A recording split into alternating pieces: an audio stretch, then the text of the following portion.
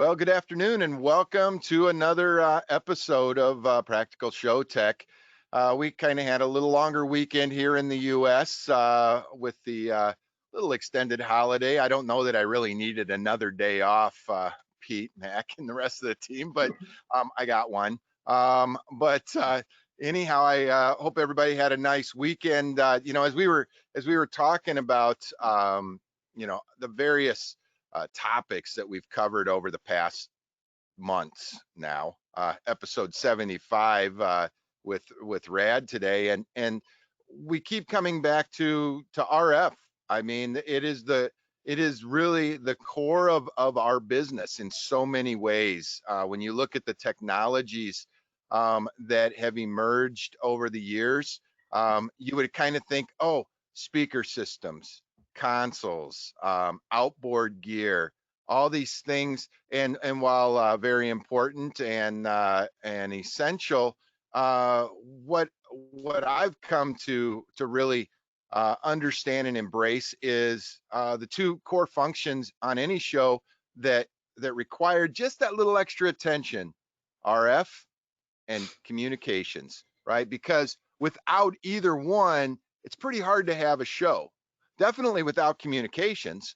The RF, we talked about over the past months, the whole repack, how we got here.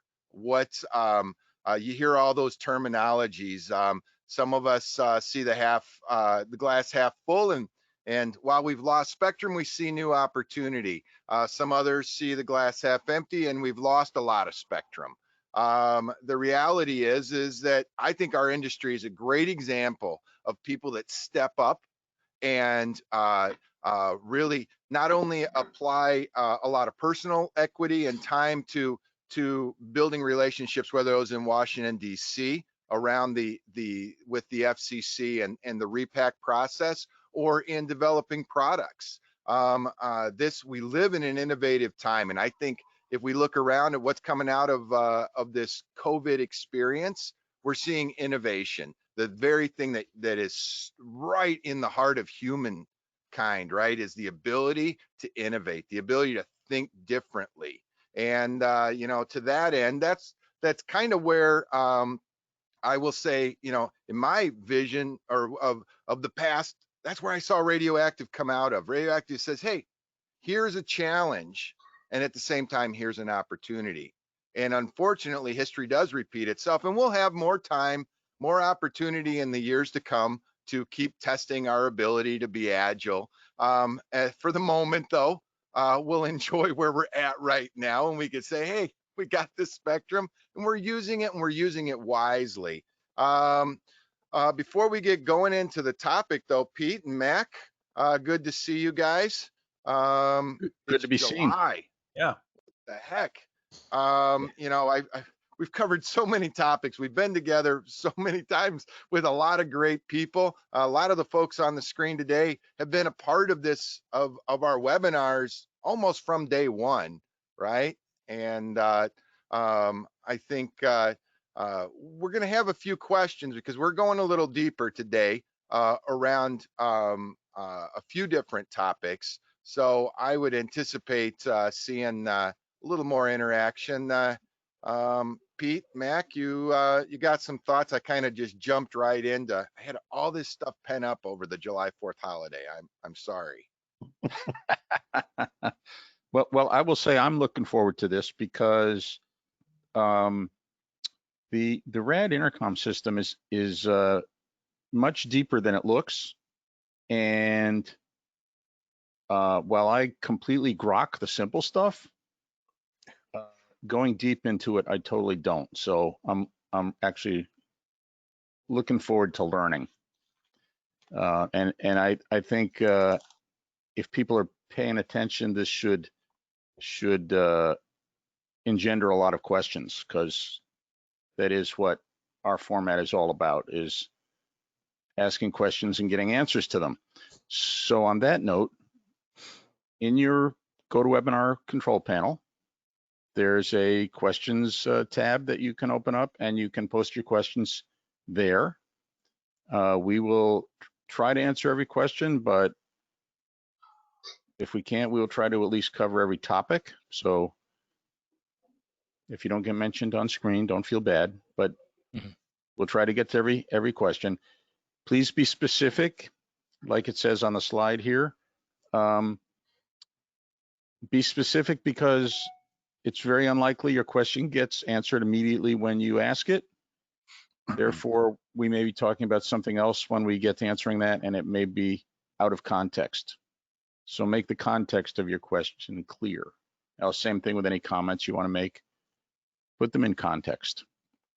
And that about covers Q&A because I see a lot of familiar names on the attendees right now, and I think you've probably already heard the speech 70 times. So get your questions in.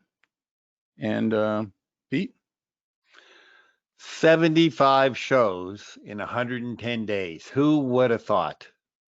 It's almost as if we're supposed to be tired by now, but no, I don't think so.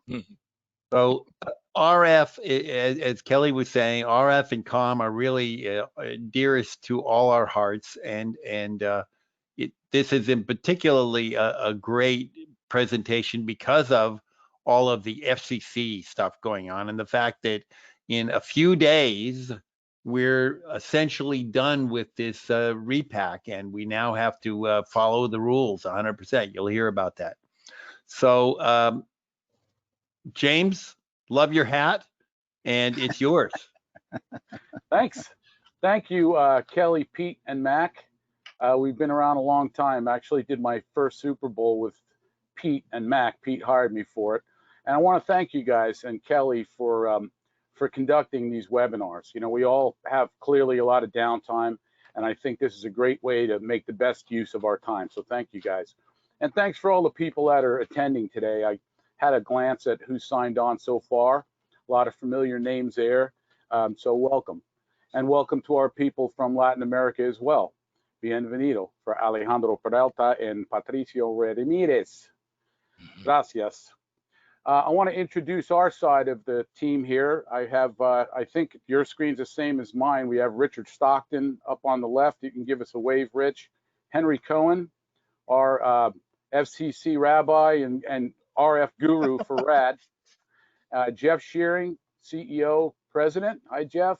And Ike Zimbel, our Canadian representative and technical support. So thank you guys for being here. Everybody's going to have a little information each that they can best take care of. I'm just going to give a brief introduction, and I'll keep it brief because so many of the names I saw are familiar RAD users.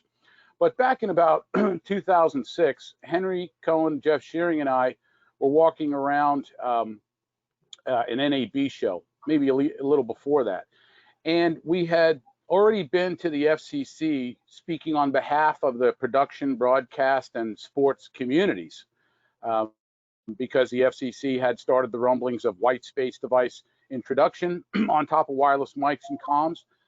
There were also talk of spectral auctions for whoever would be the highest bidder to make some money. And this was before the 700 meg auction and then the 600 meg auction.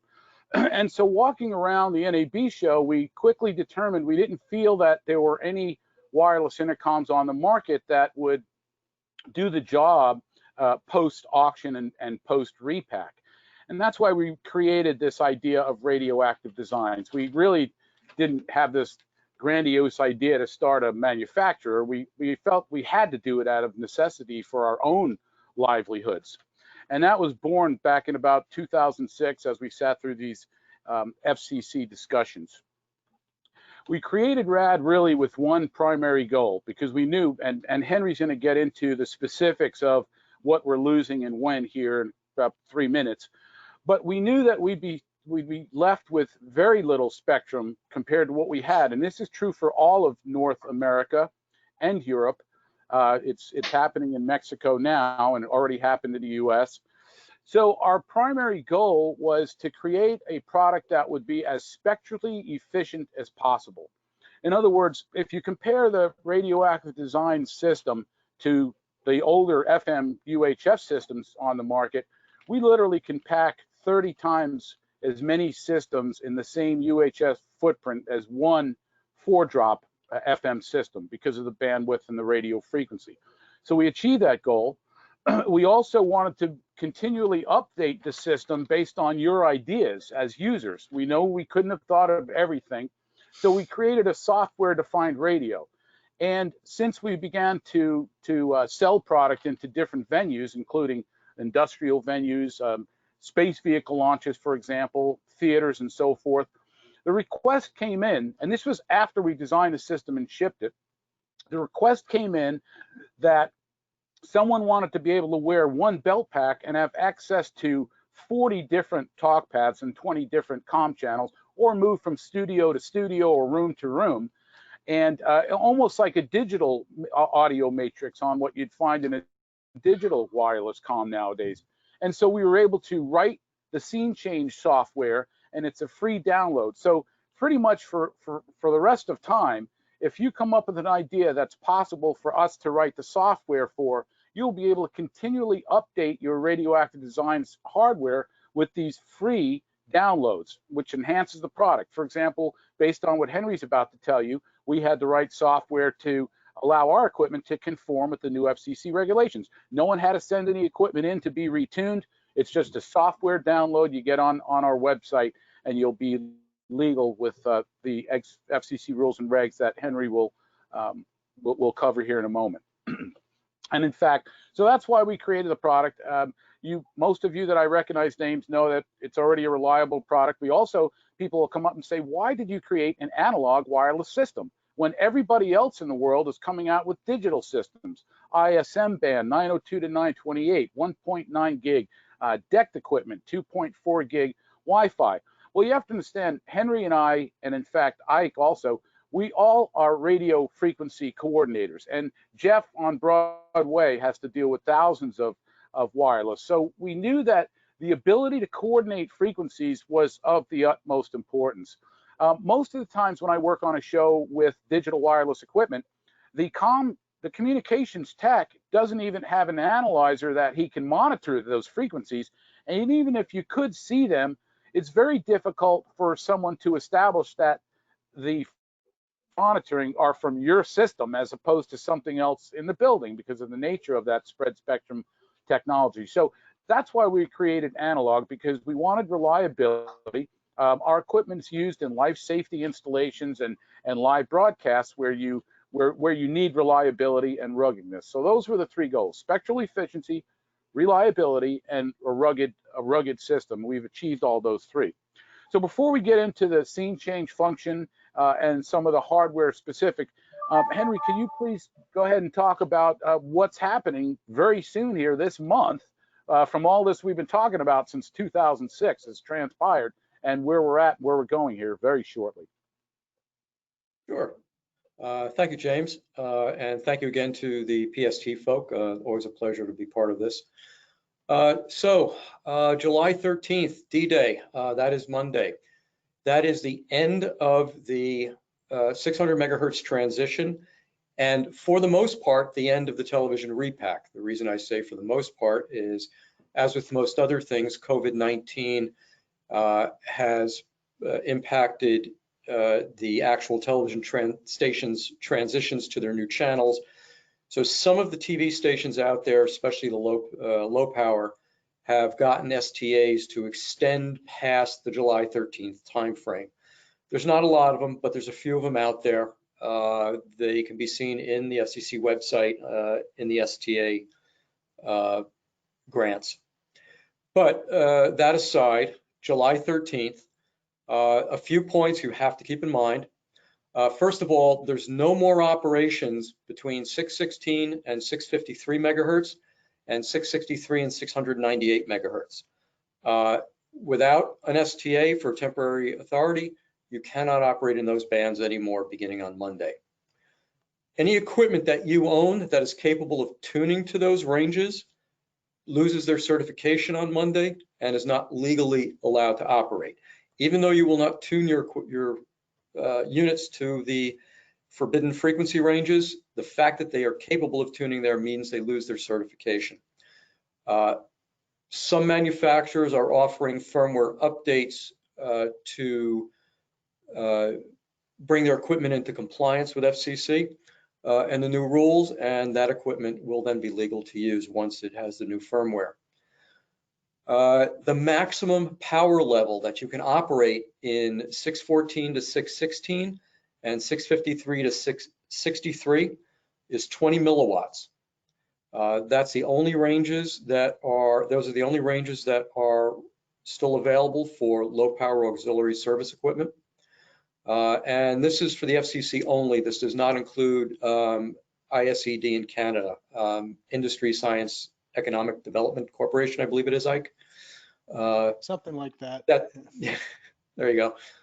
That's the entity that acts as the FCC in Canada, among other things.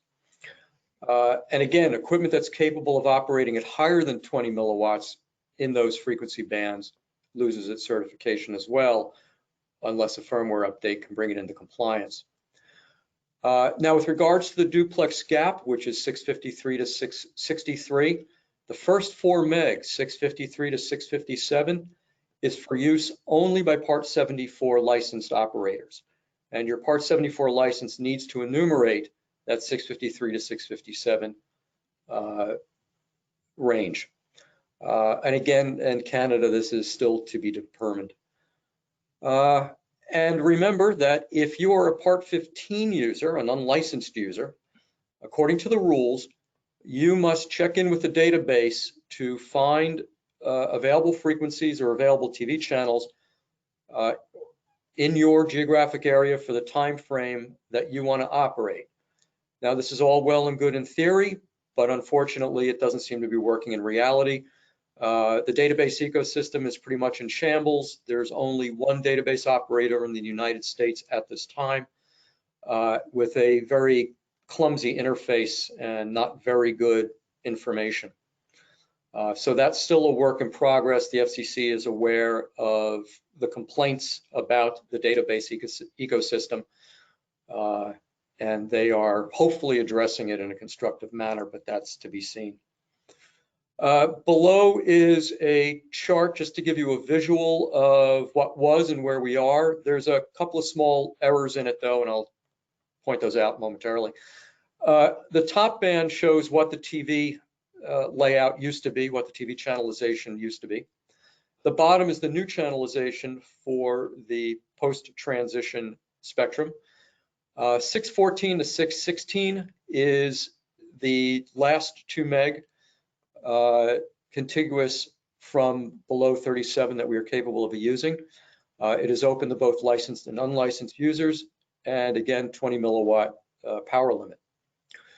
616 to 617 is a 1 megahertz guard band, which is very limited use to licensed entities, and we cannot operate there. From 617 to 652 is the new LTE blocks, A through G.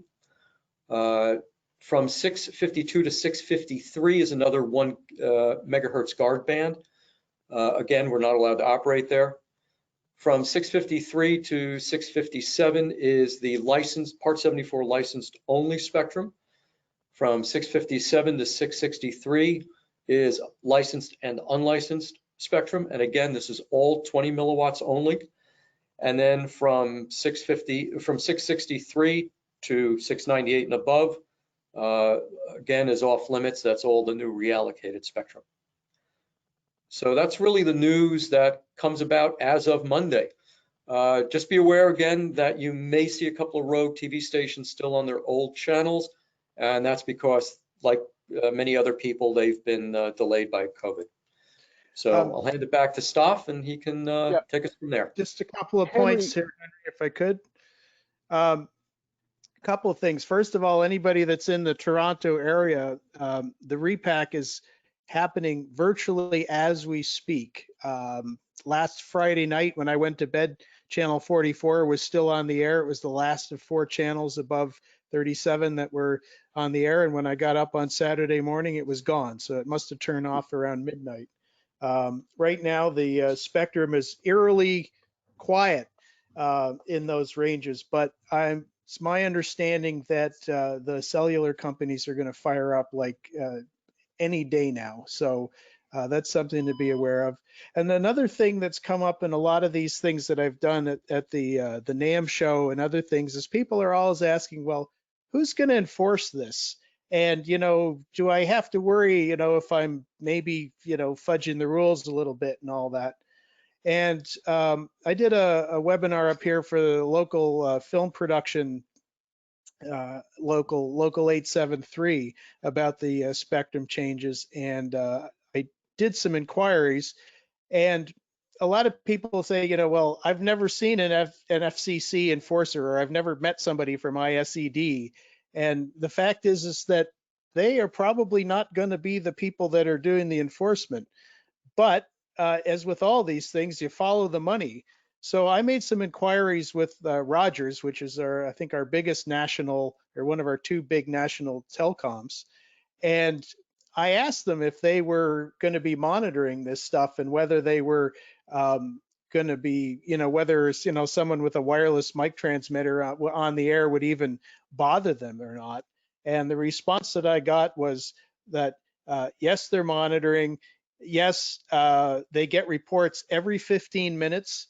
And yes, even sometimes wireless mic transmitters can interfere with their service. And yes, they are going to get out there and do something about it as quickly as possible. And I would imagine it's the same scenario in the States. It's the people who's are currently making money off this spectrum are the ones that are going to be policing it. And they are paying attention, and they will, you know, notice if you're trying to get around the rules and still use post-repack compliant or pre-repack compliant equipment. And just wanted to put that in. Over to you, James. Henry, could you touch on the mid-900 band, please? Just update on what happened up there. The update is that there's no update. The rules that went into effect about 18 months ago or so, the expanded range of 941 to 960 is in effect. You do need a Part 74 license to operate there. The frequency range must be enumerated on your license. And before you can operate, you must coordinate with the local SBE coordinator. If there is no local SBE coordinator for that market, then you must confer with SBE International in, oh, I don't remember where they are. I think Michigan, but the international office. Okay, thanks. So before we get real deep into the scene change function, let me just give you a 10,000 foot view of why we did this. In fact, this is one of the things that makes the RAD comm system unique to analog systems. Most analog systems have the ability to talk to two wired comm channels. What the software update, by the way, again, a free download if you have an old RAD or bought a RAD more than a couple of years ago. This is a free download from our website. The reason that came about was we had two customers that had a large number of systems. One was a space vehicle launch and maintenance company, a well-known one, and the other was a theater, multiple theaters that were back-to-back in Salt Lake City.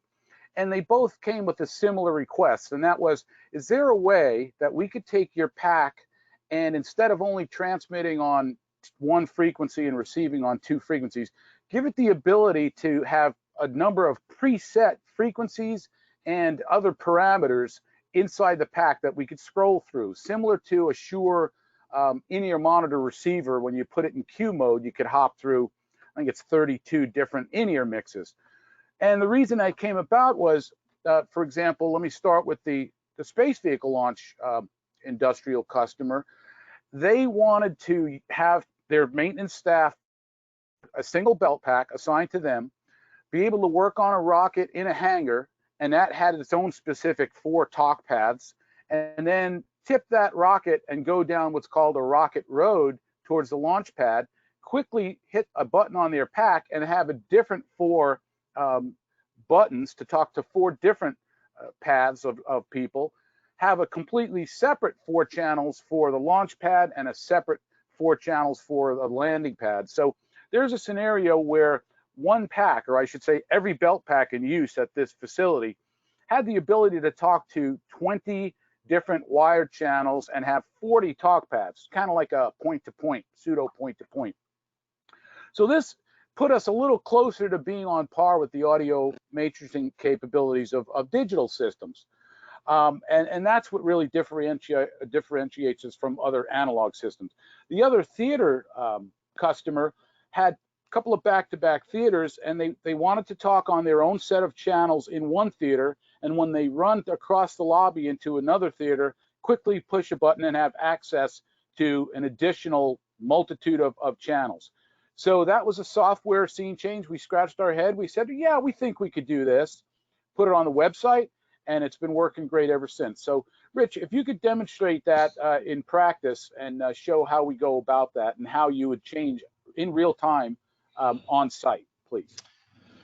Yes, thank you, James. And it's great to be here. I truly believe in this product. It's one of my favorite tools. I will tell you that as you went over the frequency agility and the ability to fit in to accommodate our state of the RF industry now, and the other half is being able to make the system operate like a multi-channel digital IP-based system. So what I'm going to show you is this picture here is at the State Farm Stadium, where we have, for the main events, we have this many RAD bases going.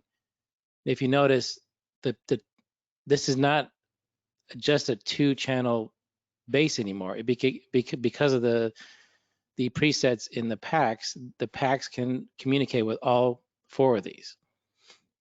So I'll give you, there's 3 main ways that you can have a pack jump around, or three, let's call it 3 different types of scene changes.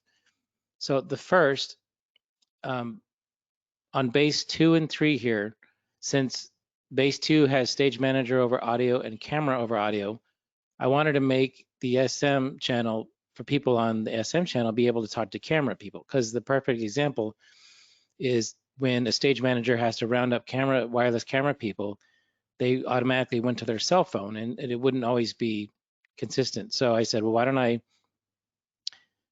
externally patch audio out of this base into this base, coming into the aux in, and assign it to channel 2, and you would, on your pack, you would hear the person on SM talk to this base only, and it's only local audio. It's not going out PLs 1 and 2 to the control room and to the rest of the building there. So that I call it external routing, and I could show you, if you look at the back panel here. Let me get that picture. Oop, 1 second. Let me find it.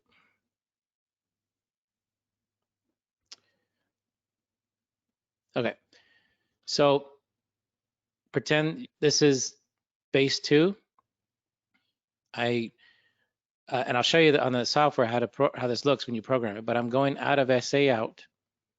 I'm going. Yeah, we don't see the picture. We don't see the back, Richard. Oh, okay. Let's see here. Oh, I see what I'm saying. There you go. So I patch out of base 2, which is SA out. I go into base 3, aux in, and I tell it to go to channel 2 of the system, but only on the packs. So only the camera people will hear people talk out of SM, SA out into their base. Again, this is, no one wants to hear. Instructions are in the internal matrixing in the base station. That's where, when you're telling it to do things, that's where you're telling it to do it, right? Yeah, and I'm going to show on the app real quick here. But the concept is, it's all external. This is purely a loop created through the analog outputs and inputs of the RAD base. So let me go to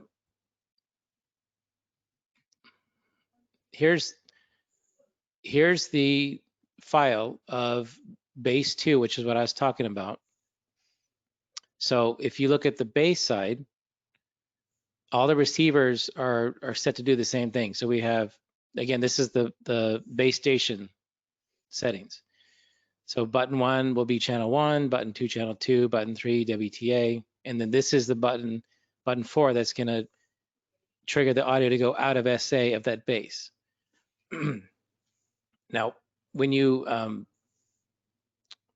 you look at the pack side, you just name button 4. I call it WTA stage manager over camera. It's a shortcut to what it actually means. There's no scene change here, but it's just basically a way to label that button of what you're doing. And then now if I go to the other base, I want to show you how it comes in.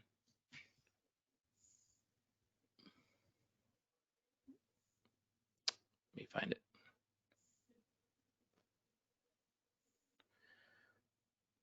Okay, so, well, this is the same file, but pretend the other base is coming back. The other base, the camera base, is going to come back the same way. This is in this section here is where you're telling it to go into aux in, but only channel 2 is going to hear that.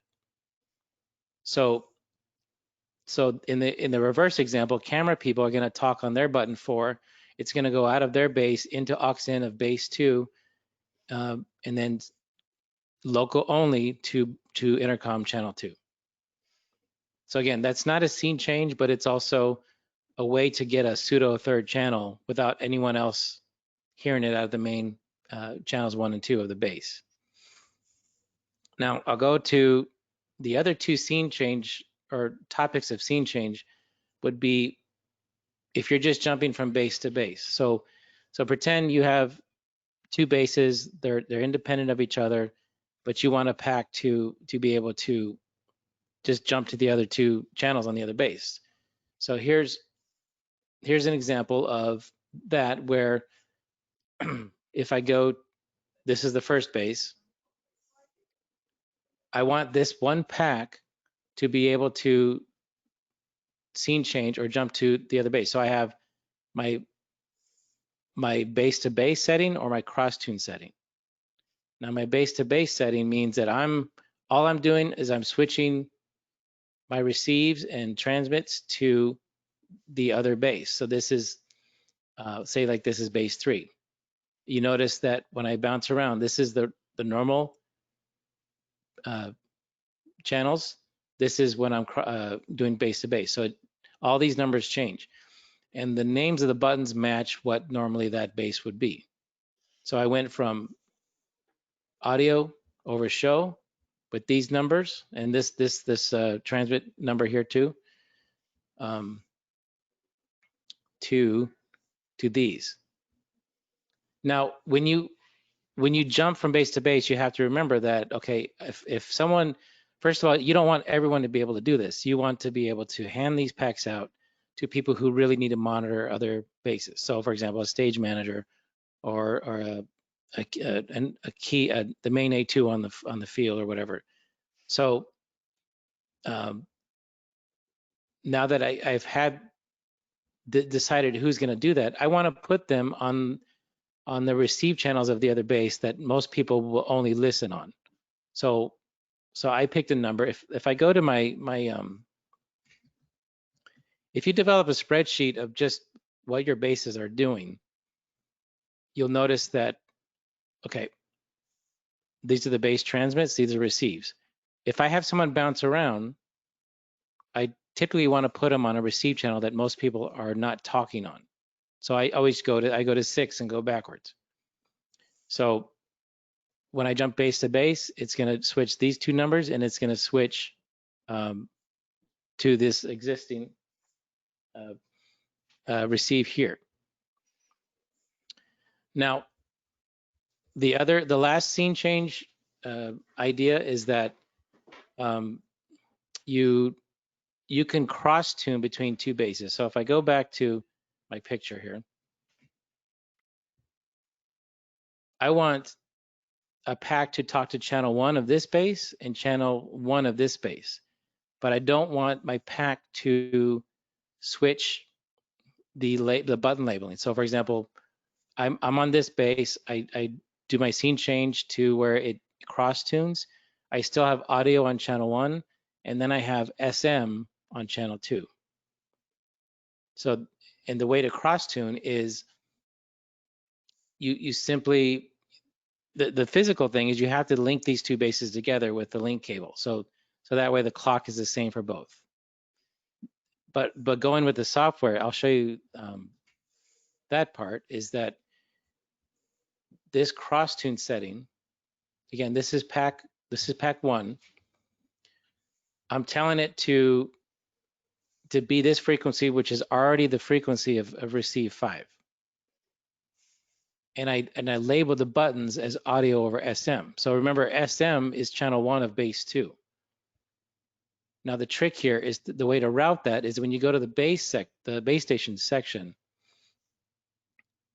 This section here you can tell each receiver what you want it to do. You can have your audio route to channel 1, channel 2, or both. You can have it be a WTA.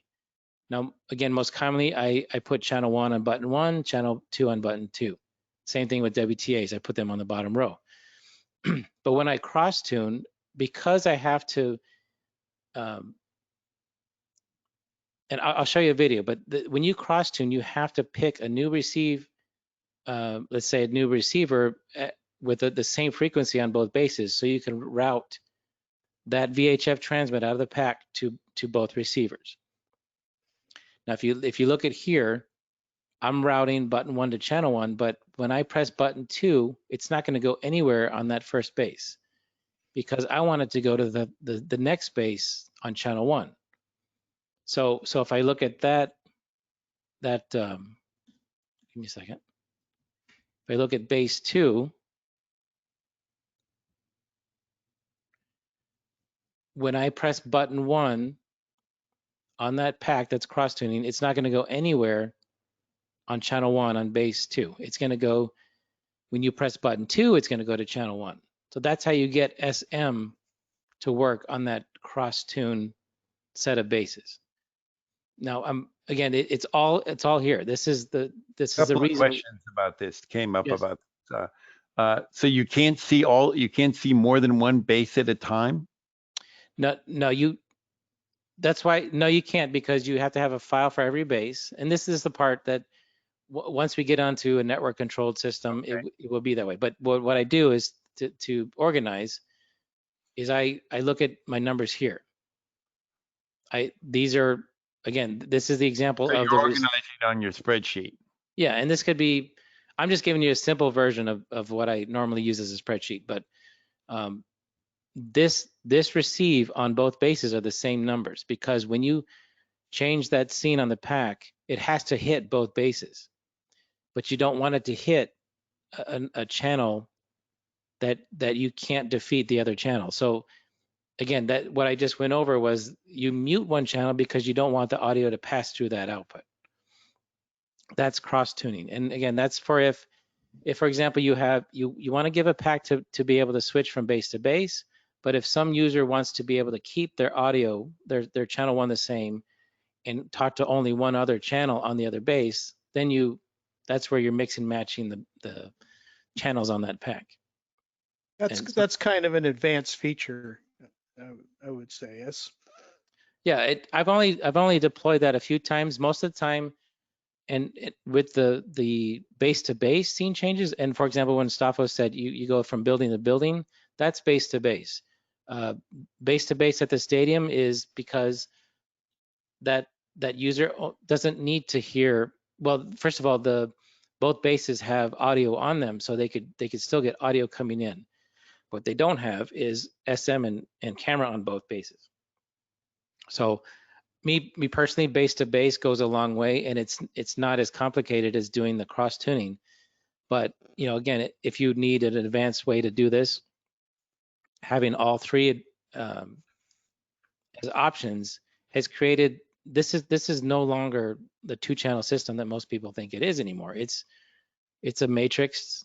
The way it's a RAD matrix setup, and when I showed people this, and when I told them, hey, I can offer you another few channels, they completely turn their heads, because the underlying theme of all this is that this system is backups for other ways of communicating. It's backup for two ways. It's backup for digital IP-based systems, because sometimes those you have multiple channels on those systems, but then if something goes wrong on the IT network, you have nothing. So with this RAD system, I've had on the field, we've had backup Clearcom wired packs on each corner of the field because the old BTRs and the HME Pro A50s needed backups. So again, this is proved to be a solid choice regarding satisfying people's needs to talk to other people, and the ability to deploy it and not have to manage and worry about if you have to retune or be able to fit this into other things. It's overall the confidence level using scene change and being able to tune all your packs in the VHF spectrum is a huge stress reliever. And just to conclude my discussion on this is, as we go into the season again, we're going to have less people working with us. It's going to be a factor. We're not going to have the same amount of crew. So as someone in charge of mics and comms and the system, I don't want to have to worry about things, as much. So I'm totally happy that I have this there, and this is the 5th season that I've used them there, and I would, if you can do anything to check us out with the scene change, and again learning how spectrally efficient our system is, please do it now, because you're gonna need this. Yeah, if I could just jump in, a couple of things. So you are the house guy at Cardinal Stadium, which I don't think anybody mentioned that early on. So that's when you're talking about using it for 5 seasons, that's where you've been using it. Yes? Yeah. Okay. And I think the thing with the scene change that, like this was just a very deep dive, but the sort of shorter strokes is that on its simplest level, when you have situations where you have multiple base stations with multiple talk paths, that you can have people that can, very simply press of a button and they can talk to these 2 talk paths or those 2 talk paths or those 2 talk paths or whatever. And then what you were getting at with the deeper dive is that every once in a while, and you get into one of those situations, and Pete is always getting into these situations where there's this one kind of weird request where somebody needs to talk to somebody sometimes, but only wants certain people to hear them and all that stuff, that the analog IO and the matrix routing that's available in the system allows you to kind of work out like elegant little solutions like that. Whereas before you might have been, reaching for some outside box or something and, trying to MacGyver something together. So. Yeah, the matrix, built-in matrix part of this in the software is so powerful that you don't see it right away. But and we are trying to always teach people how to use this. But if there's any questions on it, I have file examples. I could just give you what I programmed, so you don't have to go through all that. But just remember, it's all you're doing is taking a pack and you have 10 scenes on it. You can get those to be any 2 channels you want. So think of it as, and actually I do want to show the video, because the last part of this is, now there's audio on this, but I'm going to talk over it. But it's going to go through, it's loading. It's going to show you, if you look at the bases, you'll see that I'm talking to one base, I talk to another base, and then I talk to both bases, because that's the cross tuning setting. But and you see that, for people that don't know, you see that by the green light going on over the channel number. Yeah, and then you'll see the way I'm changing scenes is I'm double tapping the button. You could choose whatever button you want to do that scene change. You double tap, you scroll on the encoder, and you press the button again, and it enters that scene. So here's a video on that, and I'll talk over it. Check the VHF reception at the base.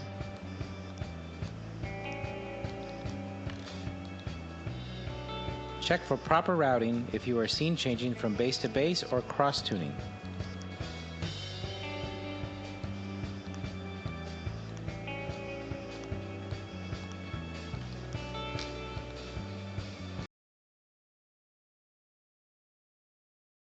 Rich, we lost your mic and we were hearing the video audio. Oh, there you go. My bad. Okay, so just to review, if you saw this, I was hitting one base at a time. And then when I went to the cross tune setting, again, by double tapping, scrolling the encoder, and then hitting the button again, you hit both bases. But again, through the app and my routing, I'm going to channel 1 of base 1 and channel 1 of base 2. That's cross tuning. But again, simply the ability to go from base to base is a huge advantage over just this being a 2-channel system, which is it's never been. So yeah, and I just wanted to add also that because every pack tunes across the entire band, therefore we don't require band splits like A2, B4, C6, and so forth. That means that any pack could be up spare for any one of the base station systems. yes. And in fact, if you have up to 10 base stations, the pack could be pre-programmed to all 10 of your systems as a backup. Jeff, do you want to add something? Am I back yet? Yeah, you're back. You're on. Okay. No, just only that if people have questions, they can reach out to us at info@radioactiverf.com or reach out to us directly. Be happy to help in any way. Yeah, I did see a question come in, and someone asked how long is prep time for a large event, so Super Bowl, for example. You have to remember, just like you would prep your mics or anything with software, you could do that. You can make a file for every base. When you stab the base in the front with our USB cable, it takes less than 5 seconds to get it to sync. So if you had 5 bases with however many packs, that's no time at all. Each pack is about 5 seconds. You just stab it and go. Yeah, So, it's remarkably short to set these up. I'd like to add to that also from the RF setup standpoint, because it's an analog system. In true broadcast fashion, you only require one transmit antenna and one receiver antenna. There is no node loading from too many packs being on top of, for example, a DECT system could only handle a certain packs before you need to set up a separate antenna just to accommodate the packs, let alone having to cover a greater distance. With the RAD system, in Disney World, for example, we're covering a half a mile, one cast antenna. So that's another reason with analog, incidentally. Yeah, that's a really big one. And the thing about all the packs and all the base stations being compatible is huge for so many reasons. For inventory control, for cross renting, for servicing, for you name it. There's just so many advantages to all of the packs and all of the base stations being compatible with each other that it's hard to list them all. Question, how many belt packs can you get in one VHF channel? I would say close to maybe 90 or so. It's a lot. It's Henry might want to have a bash at this, but a lot. my average has been 60. Yeah, we can do 50 to 60, but you got to be very careful about your coordination and your spatial distances, your spatial separations, but you can do 50 to 60. There's a question, currently in Southern California, VHF is congested. Only available channel is VHF 8. Well, I think if 50 or 60 packs, be very unusual if they couldn't live with that. They might get lucky using 10 or 12 indoors. Is there any plan on adding low VHF to your system? At this time, I'll leave that question more to Stoff, but at this time, probably not, because the antennas and the circuit boards have to get bigger than most people would like. Based on talks with the board level design engineers, we can do it, and I'd love to see that happen. And there's for a probably place like LA. There's probably some space between TV channels too. You could use too. You could drop them in. various. Another Well, what question. you're saying is only channel 8 in LA is available, and that is true. If you're indoors, you might be able to use channels 10 and 11, but Yep. it's iffy. So Uh, as the coordinator for Rose Bowl every year, outdoor venue right under Mount Wilson, where all of the television broadcast stations transmitters are, it's a nightmare. You walk onto the field with an unplugged fluorescent light, and it'll light up in your hand. But we were still able to get several RAD systems at the game for broadcast use. Currently, is the new firmware update for the UHF range available to make the system legal? Yes. Yes, it is. That's on our website. Yeah, in Okay. fact, if you email info@radioactiverf.com, you'll get in touch with Stephen Cohen. We're really happy to have Stephen. He's brilliant. He's done a ton of shows as a mom and ear guy, very well versed, and guy that'll get back to you. He could email you the software if you can't get it off the website for any reason. Yeah, and Okay. you should probably get him at technical support at radioactiverf.com. That's probably a better email address for him.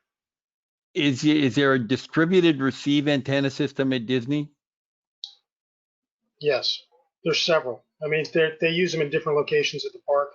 They're using them on everything from fiber distribution to analog distribution. Depends on which locations.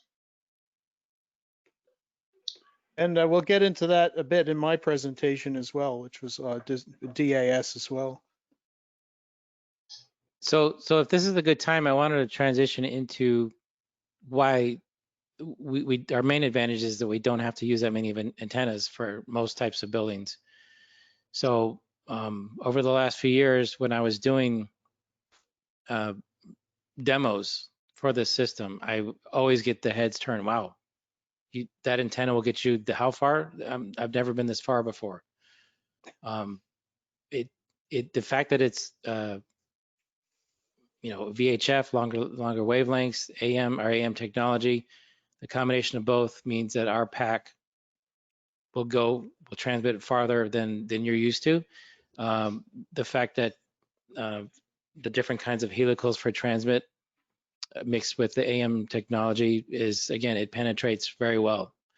So sometimes you get into situations where you do have to run distributed antenna systems. So for example, going back to the stadium again, I have one transmit in the building, and in the underbelly of the room, I have all these bombs, which I can get that transmit at 3 bars all the time, even though I'm behind the antenna or underneath it.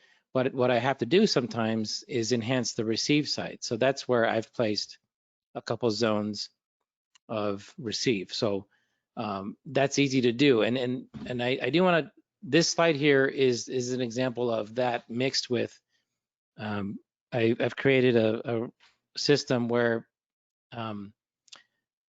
this rack can enable me to have 6 PLs of RAD, 2 PLs of PSM1, or 2 channels of PSM1000, and then also 2 channels of microceive, for example, for C and D of quadversity. So what I want to get to is the advantage of having RF over fiber for analog RF is that I could accommodate other systems into that and distribute audio. So for the perfect example of this is if I have an event indoors and I want people to walk outside we have a great lawn, a huge grass area. I could take this portable rack and have a duplicate system with the same amount of wireless carriers and the same combination of equipment. Now I'm going to show you what it looks like. Let's see.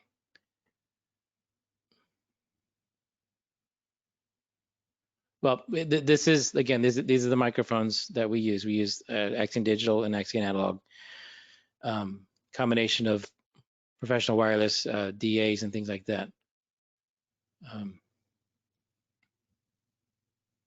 Now this is the rack. So Summit Summit Technologies is the company that makes this RF arbor fiber. It's called RF Optic. It's similar to Professional Wireless's box that they have now. And the advantage is that I can use the GUI to program RF attenuation and also actually optical amplification. Here's the other side of the rack. I have a combination of isolators and splitters to get the signal down to to the amplifiers. Again, this rack can go anywhere that I want, a complete second zone of all of that. Now, I go back to the schematic. This part, I just simply want to go over how do I get my transmit carriers into one set of fiber. So you have to remember that, and Ike will go over the system he used, the Wisicom system. You can combine more than one carrier into their fiber channel. Here I'm doing two carriers, and the way I do it, if you follow the signal, I'm taking the two outputs of the RAD, which is set to separate mode. I put an isolator in between this passive split because I don't want the energy going backwards. I don't want this carrier's energy to go back and mess with the signal. I don't want them to compete with each other. So I put an ISO there. They all go into this 8-channel split. They split to the main TX8, which is the active combiner for the bowl. And then it passively, the rest of that split goes into a 2-to-1 into the fiber system. Now, if you notice, my power setting is at 50. When you split it, it cuts it in half. This is my dBm level. But when I combine the two, this is composite power. So this is a combination of the two. So before I hit my fiber box, I want to attenuate it to correctly go below 0. Typically, you want to hit these boxes below 0 bit. You give yourself some headroom. So I chose 20, gives me 3 dB of headroom. You can experiment with what works, but if you notice here, if you can put filters in front of your fiber boxes, especially when you come in with receive, you want to filter to get rid of all the extra RF noise potentially you would get into your fiber system.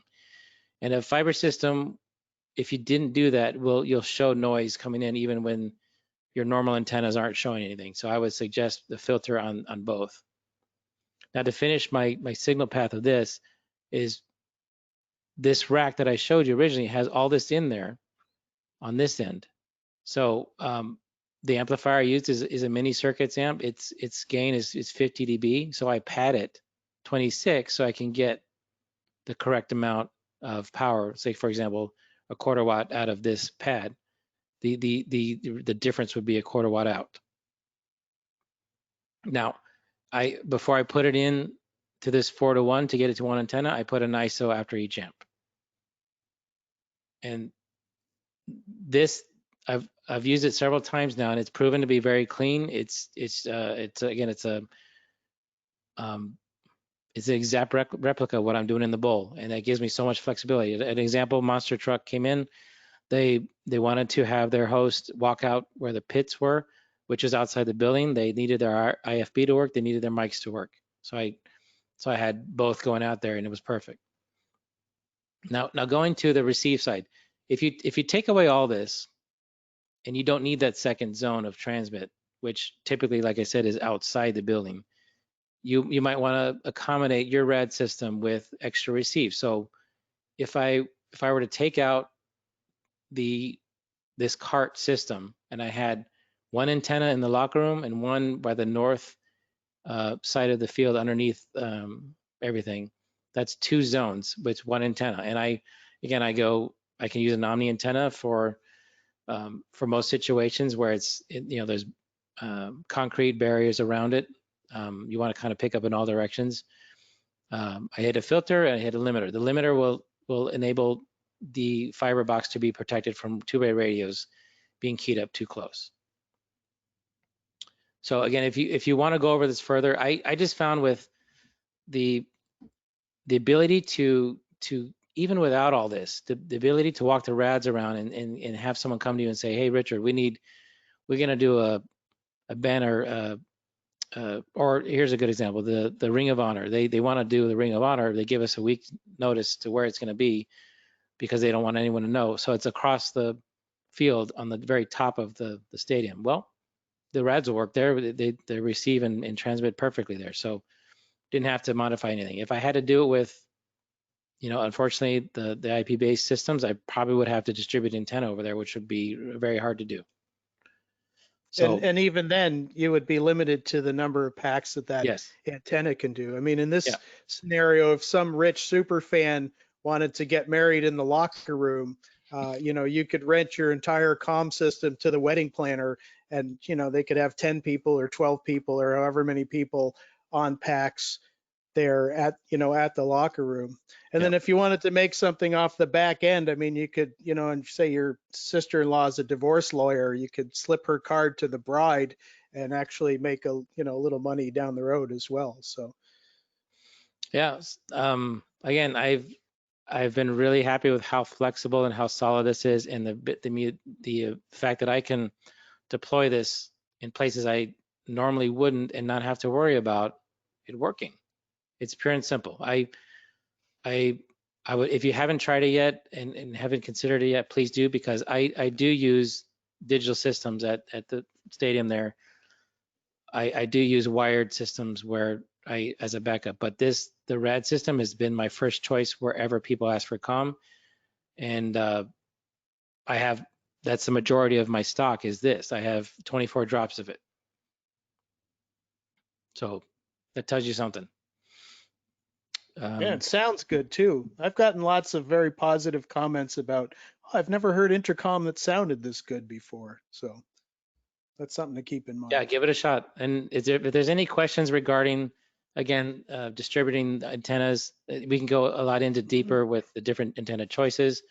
I've had enough experimentation with the ones we make and the ones PWS makes.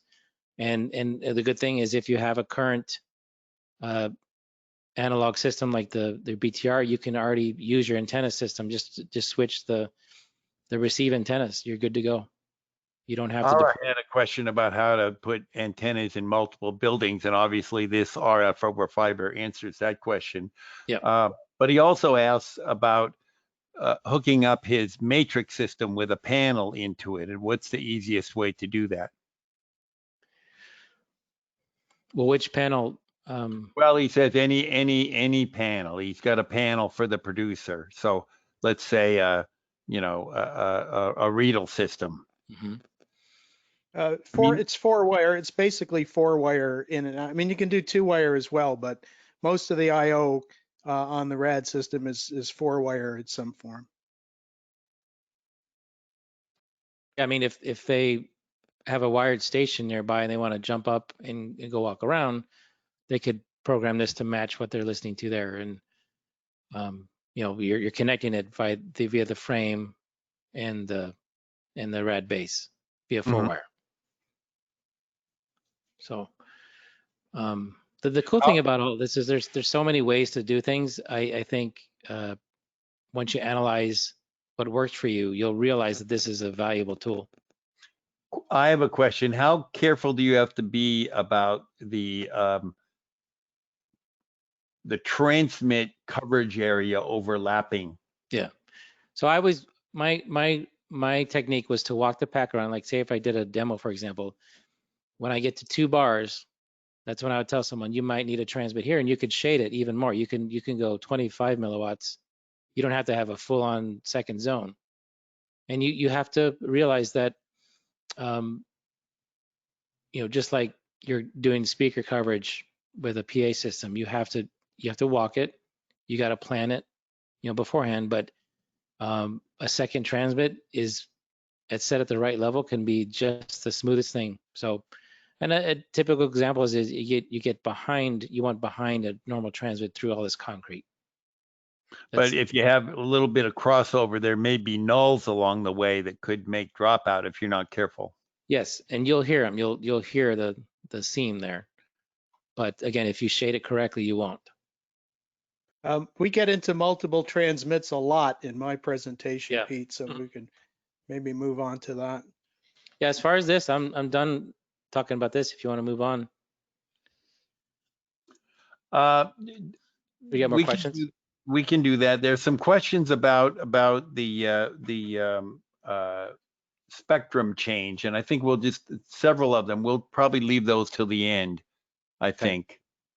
And so why don't we go ahead with Ike's thing? I'll switch it over to you, Ike. So real quick though, Peter, if anyone Yeah. needs model numbers and stuff, I just saw this of the filters and the isolators. I could just email me. Yeah, that's it. Yeah, I think, and not only the filters, but that the ISO, all those little parts. It'd be great if we had a list like that. Okay.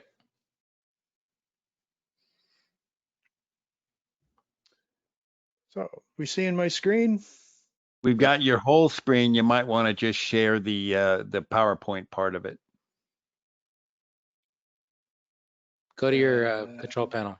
Go to webinar control panel. Just share PowerPoint only. Right.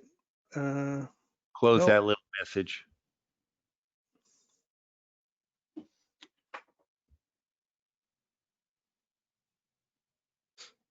There we go. PowerPoint. While Ike's getting that prepared, just so everybody knows, it's completely acceptable to have a combination of RF over fiber and coax. So generally you'd use the coax to cover a larger area because it handles way more power, and then the RF over fiber for the remote areas in general. Completely acceptable.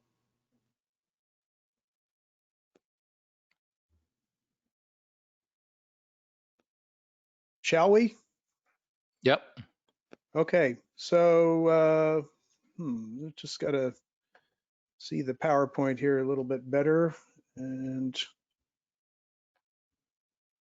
looks good to us.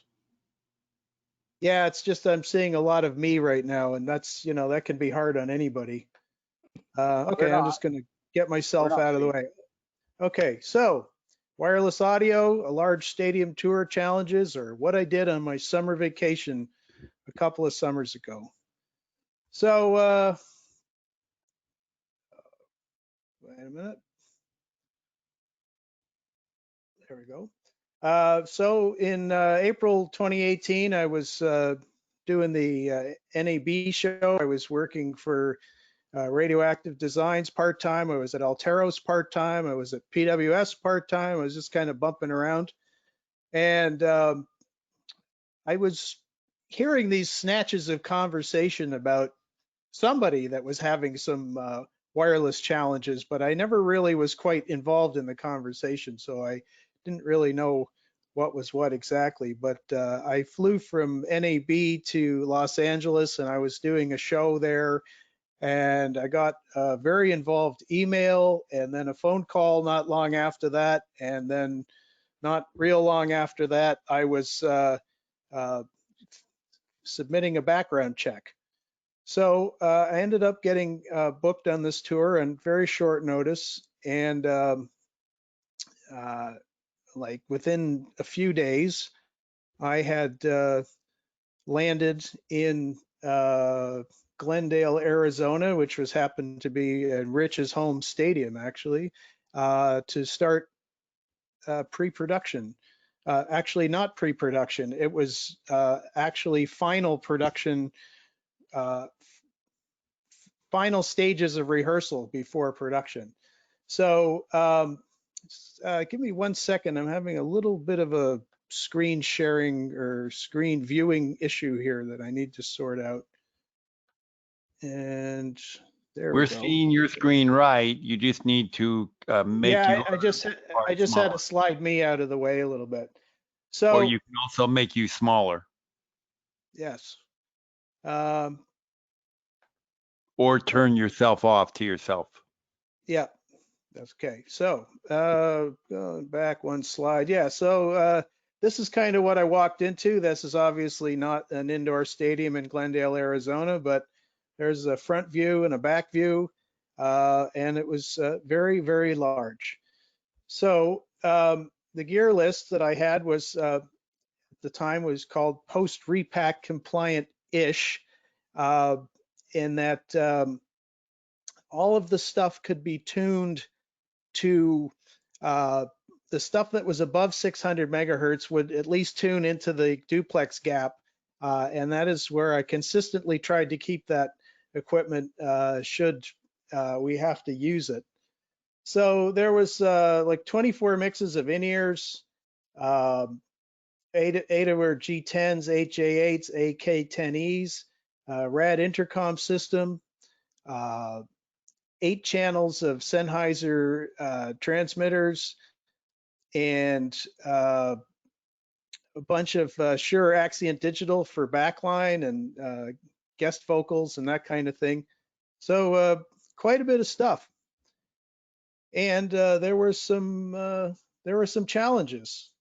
The main challenge, first of all, is the in-ears were basically not working.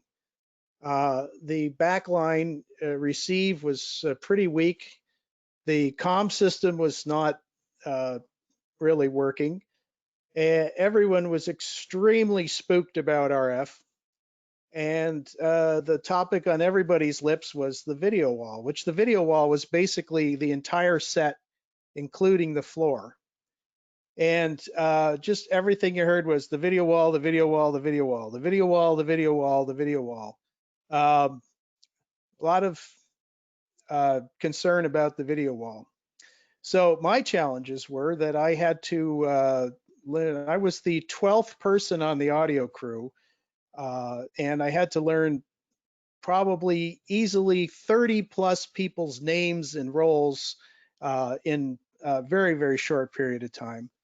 I had to figure out what the original design goals were for the system, figure out what the show's needs were and whether they matched up, and had to make it work pretty quickly. When I got there, dancers were rehearsing out on the main stage with a laptop and a powered speaker. So, design goals and perceptions. There was a perception that the stage design created a number of distinct physical spaces that therefore needed separate transmit and receive zones. And as we will see going forward, that some of that was true and some of that was not entirely true. But it was something that I had to kind of figure out on the fly. And the second one was that the video wall would block the RF signals and raise the noise floor substantially. And the design goals were to have distinct transmit and receive zones for the main stage, band riser, backstage, and the stage left and stage right B stages, which were also the delay towers. So the very first thing was to get the in-ears working, because they just basically couldn't do much without them. So I was walk testing the in-ears out on stage, and what they sounded like was that if you've ever had an in-ear system and forgotten to turn the combiner on, you can hear the transmits, you can see them on an analyzer, but they're just not very strong. And that's kind of what I was seeing out on the deck. And you know, I was as concerned as the next person about the video wall, and I had to figure out a way to determine whether it was causing some or all of the problems. And what I came on is using both cursors on my TTI. And as you can see, I'll just tell you, this particular screenshot is not from that particular situation. Because if you're looking carefully, you can see that the reference level is 0 dBm, so it's actually padded down quite a bit. And conversely, the noise floor is about -80. But in the actual event, I didn't take a screenshot while I was doing this, but it would have been set to closer to either probably -20. So the noise floor would have been down around -100. And what I did is I walked around and I set the main cursor on one of the in-ear transmits, and I set the other cursor on the noise floor. And I watched around and I watched the relationship between the two cursors. And the first thing that I saw is that the one that was on the noise floor was not moving at all. And it was at a very respectable -100.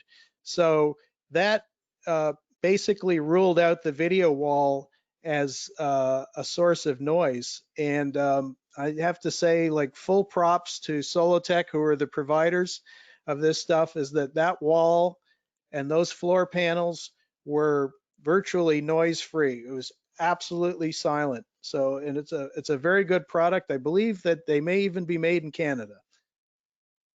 So the signal to noise measurement ruled out the video wall, and the transmits were weak. So had to figure out what that was all about. So while I was working on this, Stoffo actually got there ahead of me. I'd been consulting with him on the phone and through text a few times, and he sent me a text and he said, the IEMs are losing too much in the splits. Rich is bringing in a high power splitter for your artists tonight. That will fix everything nicely. And that high powered splitter was our TX24U, which I have to admit, I didn't even notice at the RAD booth when I was at NAB. So I wasn't totally familiar with the product. And the thing about the splits is what was happening was, because of this perception of separate transmit zones in this case, is the outputs of the combiners, there were 4 combiners, and they were coming out and they were going into a 4-into-1 passive combiner, and then they were coming out of that and going basically into a 1-into-4, the same box going the other way. So a 1-into-4 passive splitter. And then those splits were being routed to basically the main stage area, the upstage area, and 2 of them were being tapped off and attenuated and sent out to the delay towers via the RF over fiber, which we'll get into in a minute. Now, Stoff was like a few minutes ahead of me. I was just about at the point of saying, just plug this helical directly into the back of that combiner and see what happens. But while I was thinking that, and I had a pretty good idea that it might sort out the immediate issue of, for example, getting a good in-ear signal to the stage, I knew that that could also get me in trouble, because I would still leave me in the situation of having to figure out how to get the transmit signal to all of the other areas that it either did or didn't. At this point, we didn't really know yet where it needed to go. So the TX24 is basically a 2-in, 4-out multi-zone splitter combiner, which gives you variable power levels for all 4 of the inputs, and anywhere from basically 1 milliwatt, which is if you're running it into fiber, up to 250 milliwatts. So what we did with that first one that came in is we immediately put the headliner, the artist's ears on that, and they cleared up immediately. And then the challenge was to figure out what to do with everyone else. And part of the challenge for me is, it's just, so there's 24 mixes, 2 of them are the artist. So that leaves 22 names. And, you know, how do you tell that one name is, you know, more of a priority than another name, kind of thing? So until you know who everybody is and where they're doing and what they're doing and all that, it raises some challenges as to, you basically have to treat every single transmit as the same, and then you have to basically operate on the idea that every single one of those transmits has to get to anywhere that a transmit is going to need to get to. So the other part of the solution was that I asked for and received the TX8U, which is another RAD product, which is the same thing. It's 8-in, 1-out, but it has switchable power levels on all 8 inputs, and these go from 50, 100, 250 milliwatts. And so you have the option of, having one system turned up a little hotter than another, for example, if needed. You have the confidence lights on the front that show you that the antenna connection is okay and that the unit is working properly and that sort of thing. It's a really great unit, and it was a good thing to get sort of a consistent product line all the way across. There had been a bit of a mixture of combiners prior to that. So that was another part of starting to get the in-ears sorted out. And the other, the solution to the multiple zones was, there was a couple of things. First of all, we determined very quickly that parahelicals on the side of the main stage could hit the delay towers without any real problem at all. And so the whole requirement for a remote transmit via the fiber optic system out on the B stages was eliminated. So I blew that out on like day 2. I just said, we don't need that, get rid of it. So the solution as far as distribution went was to actually split the outputs of the PSM 1000s before it went to the combiners and route the various outputs to combiners that were then dedicated to various sections of the stage. This did not all happen overnight. It did not all happen in the first pass. There were several iterations of this that I worked out over the course of the tour, but the final one did involve these mini circuits, 1 in, one in, 3 out splitters. And just something, I don't know if Jason Glass is on today or not, but something that Jason points out a lot is that in the RF world, every single letter, number, dash, suffix, prefix, everything that's in a model number is critical.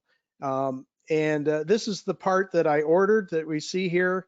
And so when it was ordered, the W plus was omitted from the part, and the ones that arrived were just the ZFC-3-1, which go from 500 megahertz to 750 megahertz.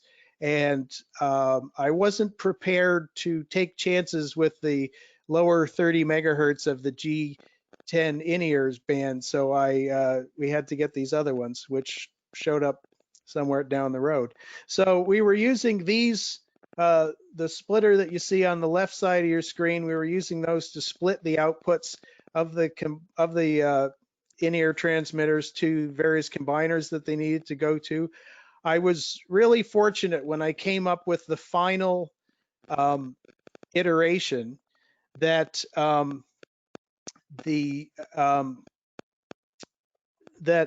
had exactly 8 people on the main deck, not including the main artist who was on her own combiners, but I had 8 people on the main deck that needed to get coverage down there.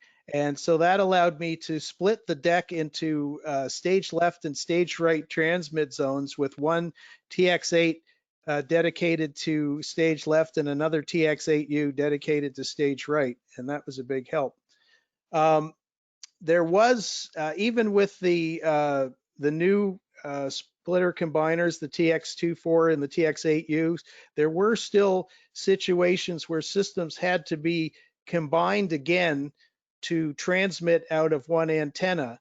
And so this other box that you see on the right is the box that we were using to combine the outputs of, for example, 2 of the TX24Us so that we had a stage left transmit antenna and a stage right antenna. So that is the transmit stuff wrapped up for the moment. The receive side, we had 8 zones of receive. And I will just kind of walk you through them slowly. Before we leave transmits, Yep. can you explain again why you felt you needed to do separate combining for separate zones, as opposed to just splitting the output of the combiner into a couple of different antennas and transmitting out of that unit? It was mostly just distribution for the sheer number of systems. You know, the attempt to take, you know, all 24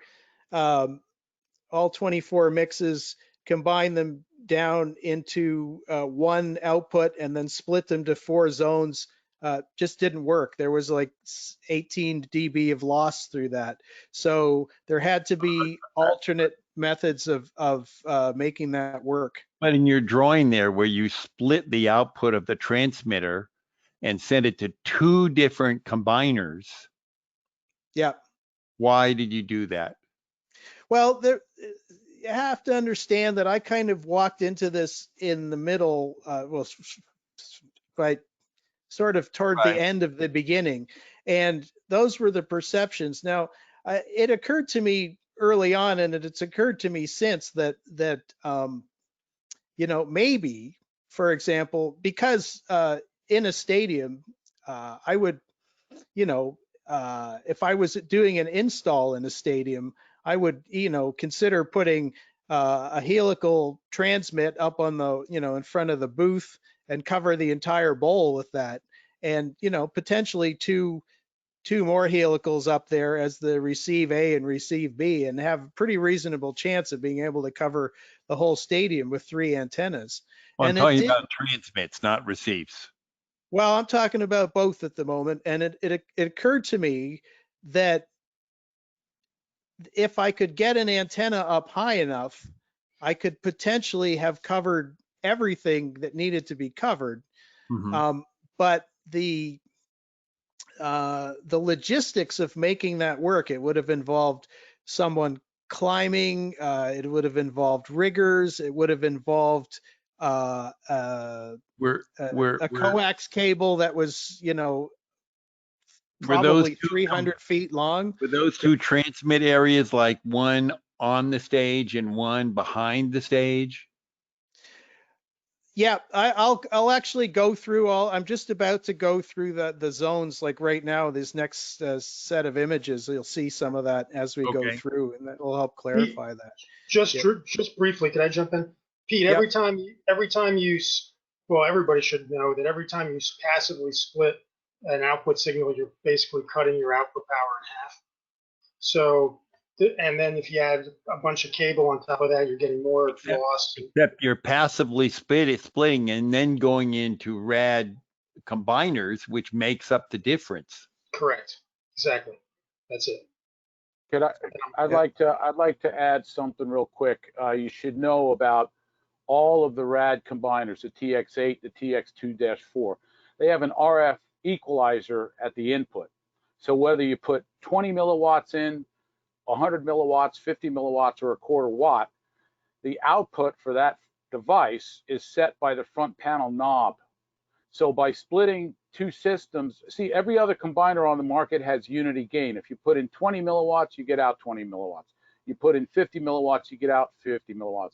By Ike splitting the signal before the combiners, yes, it cut the power level at the input down from 50 to 25 or 100 to 50, but the TX8 and the 2-4 is going to equalize that power, and the output of the TX8 for each device is set by the front panel knob, regardless of the input frequency power level. Yeah, I totally understand that. What I was puzzled about is you're splitting each output into 2 outputs and then going into 2 separate combining systems for 2 zones. Why not go into one combining system and passively splitting the output of that combiner into the 2 zones? Well, you lose power doing that, first of all, and secondly, you want more than 250 milliwatts on every zone. I don't think you need that much power. Again, a lot of this was figured out very quickly, and there's probably 10 other ways to do it. But just moving on for a second. So, Okay. so right. Well, can I just say real quick? I Yep. would just say a simple answer that would be you have full control of shading the way you want it.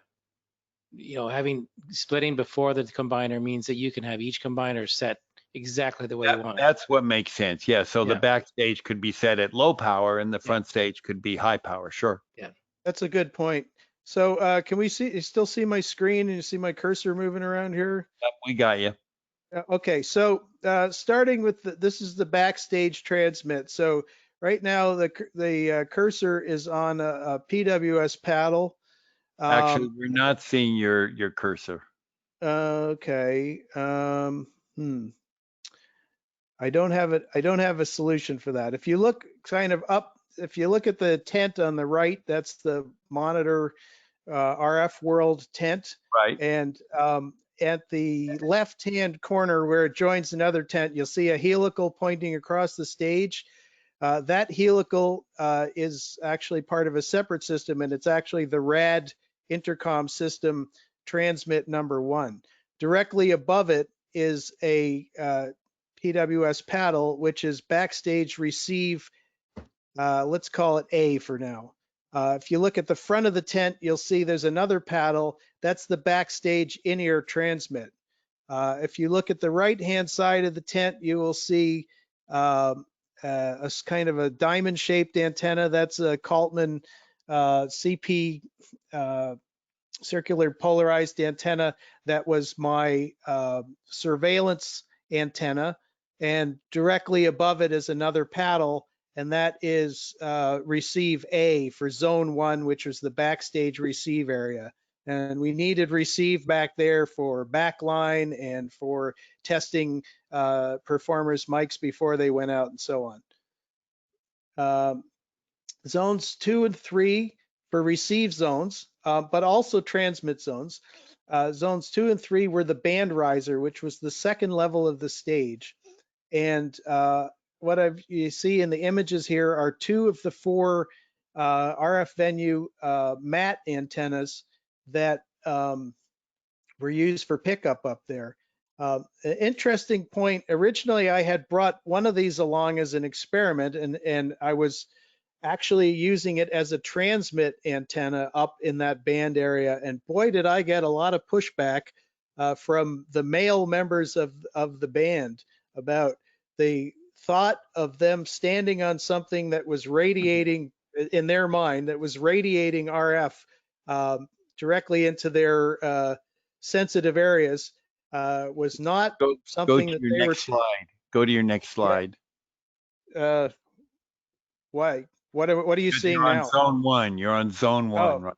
okay. I'm seeing zone 2. That's weird. What do you see now? Zone It's 1. Same thing.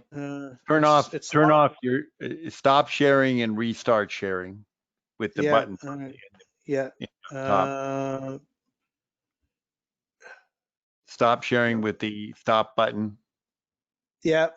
Stop showing screen. And now do it again.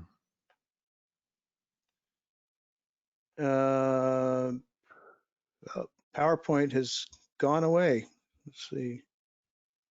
It's open. All right. Now we're on the right slide. Now we're seeing your whole desktop.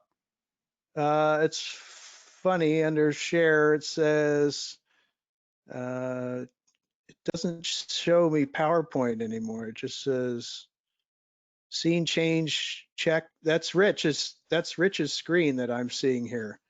I'm looking at uploaded videos, scene change check MP4.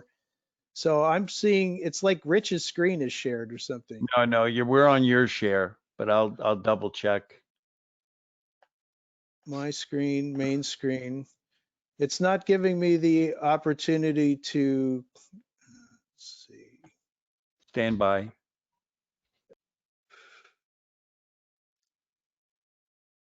Yeah, I have no control over what I'm seeing now. I see my diagram there.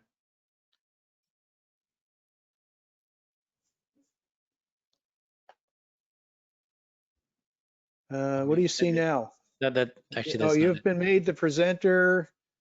Microsoft PowerPoint, show this window. There we go. Okay. There, now Okay. you're on 2. Yep. Okay, so now you're seeing so these RF spotlight antennas. So there was a huge amount of pushback for using them for transmits, and so I ended up not using them for transmits. I mean, you know, you can stick a cell phone in your back pocket, nobody even thinks about it, but when they saw those on the floor, they thought they were going to all have sterile three-eyed children. So anyway, I ended up using them for receive antennas, and they were I had tried a number of things up there. I had tried different antennas that I was deliberately looking for antennas that were kind of inefficient because there was already pickup down there, at least. And at this point, we still weren't sure about the video wall open, the video wall closed kind of thing, how much reception was getting through up there. Anyway, I decided that these were the solution because they very much localized the reception up there, and they gave me a certain amount of control over how much was being received, or just how much they interacted with the main antennas is, I guess, probably a more accurate way of describing it. Zone 4 is downstage left and right at the extreme ends of what we call the hammerheads, which are those basically little platforms down at the bottom of that kind of X shape. So if you look really, really, really carefully at the pink one on the left side, you can just see a little round dot in the middle of it. And what that was is a PWS domed helical on a mic stand, basically right at floor level, right at the end of that at that runway. And with apologies to Michelle Obama, but when they go high, I go low. I've been experimenting with this thing of having very low placed antennas at the front of the stage or sides of the stage and so on. And it's been working out quite well. One of the reasons that I went there is because, I mean, basically any job that we work on these days is a video shoot. And so, you know, keeping antennas out of the shot before you're asked to move them is my approach. So, and again, this speaks to just how little or how non-existent the noise from the video component was. As you can see on the right-hand side of the screen, that's one of the that's zone 5, which is downstage center, which is right where the X crosses. It's a little hard to see from here, but when you're actually down there, there was a space of about 8 feet between the left-hand leg of the X and the right-hand leg of the X where they actually started. So there was a flat part across the front of the stage.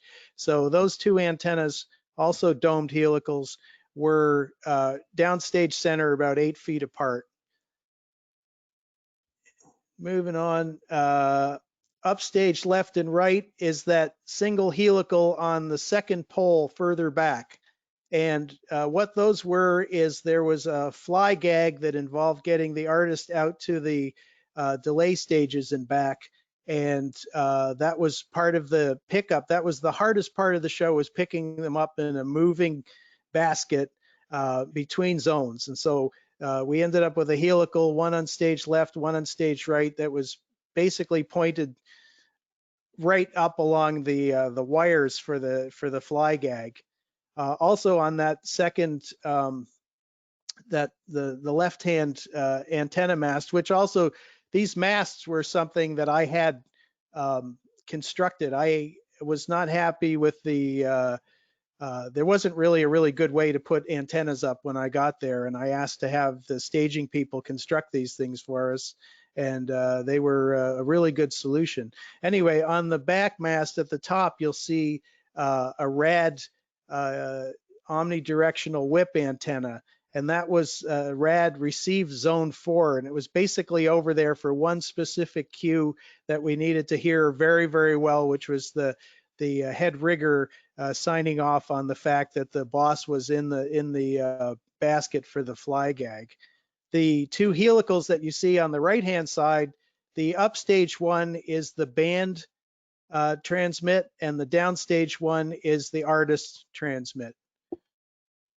And that was all three of those helicals were replicated on stage left. And the B stage delay tower, the two helicals that you see on the front are receives, and they were pointed again up in the air to try and pick up that traveler track as best as possible. In between them, if you look carefully, you can see a RAD VF1, which was RAD receive zone 2, I believe. And on the other side of it, you can see a pair of Shure Omni rod antennas. And the reason was that we needed to have coverage on both sides of this tower is because there was a lot of performance action that went all the way around the base of the tower on what was probably 25 by 25 foot square performance area. And the way that, but because of the fiber optic system that we were using to get our receive lines from back there was only 2 channels of receive, A and B, and we had 4 antennas out there. What we had to do was passively combine them with a mini circuits passive combiner, and they were cross wired across the back. So the helical that you can just see peeking through on the right hand image on that would have been combined with the rod antenna that was in the foreground on that shot, and vice versa. We can see your cursor now. Oh, you can see it? The cursor works now, yeah. Oh, okay. So this rod antenna was passively combined with this helical on the other side here. So that was kind of an X pattern. And what I was trying to do there was to try and have the receive, the backside of the receive be in a kind of a null zone to the helical, so that there was less chance of, two A's or two B's joining up and causing a cancellation. It worked quite well. I mean, to do this perfectly, the rod antennas would have been actually attached to the truss right here and right here, so that they actually had a physical null zone behind them to get them out of the receive zone of the helicals. But it wasn't, the opportunity to do it perfectly was not really there. So this is what we did, and it worked just fine. The stage right delay tower, this particular photograph has a pair of A5000s facing back toward the main stage, and I 100% forget why I did that. I think in that particular stadium that tower was closer to the stage than it normally was, and I wanted to mitigate that receive a little bit, so I took the helicals away.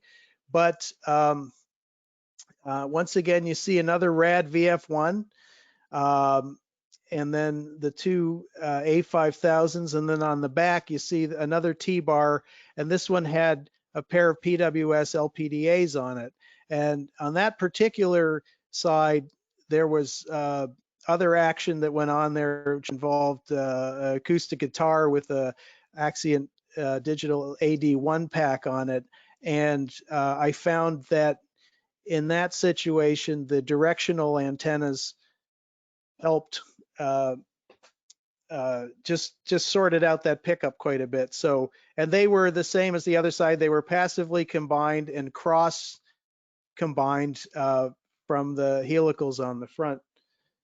And just another note, the RAD VF1s went through a diplexer and then were combined with the A receive side, and then went back through the fiber optic system that way.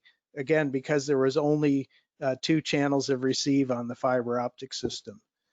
So that's all 8 antenna receive zones, and we've sort of covered off the transmit zones as well.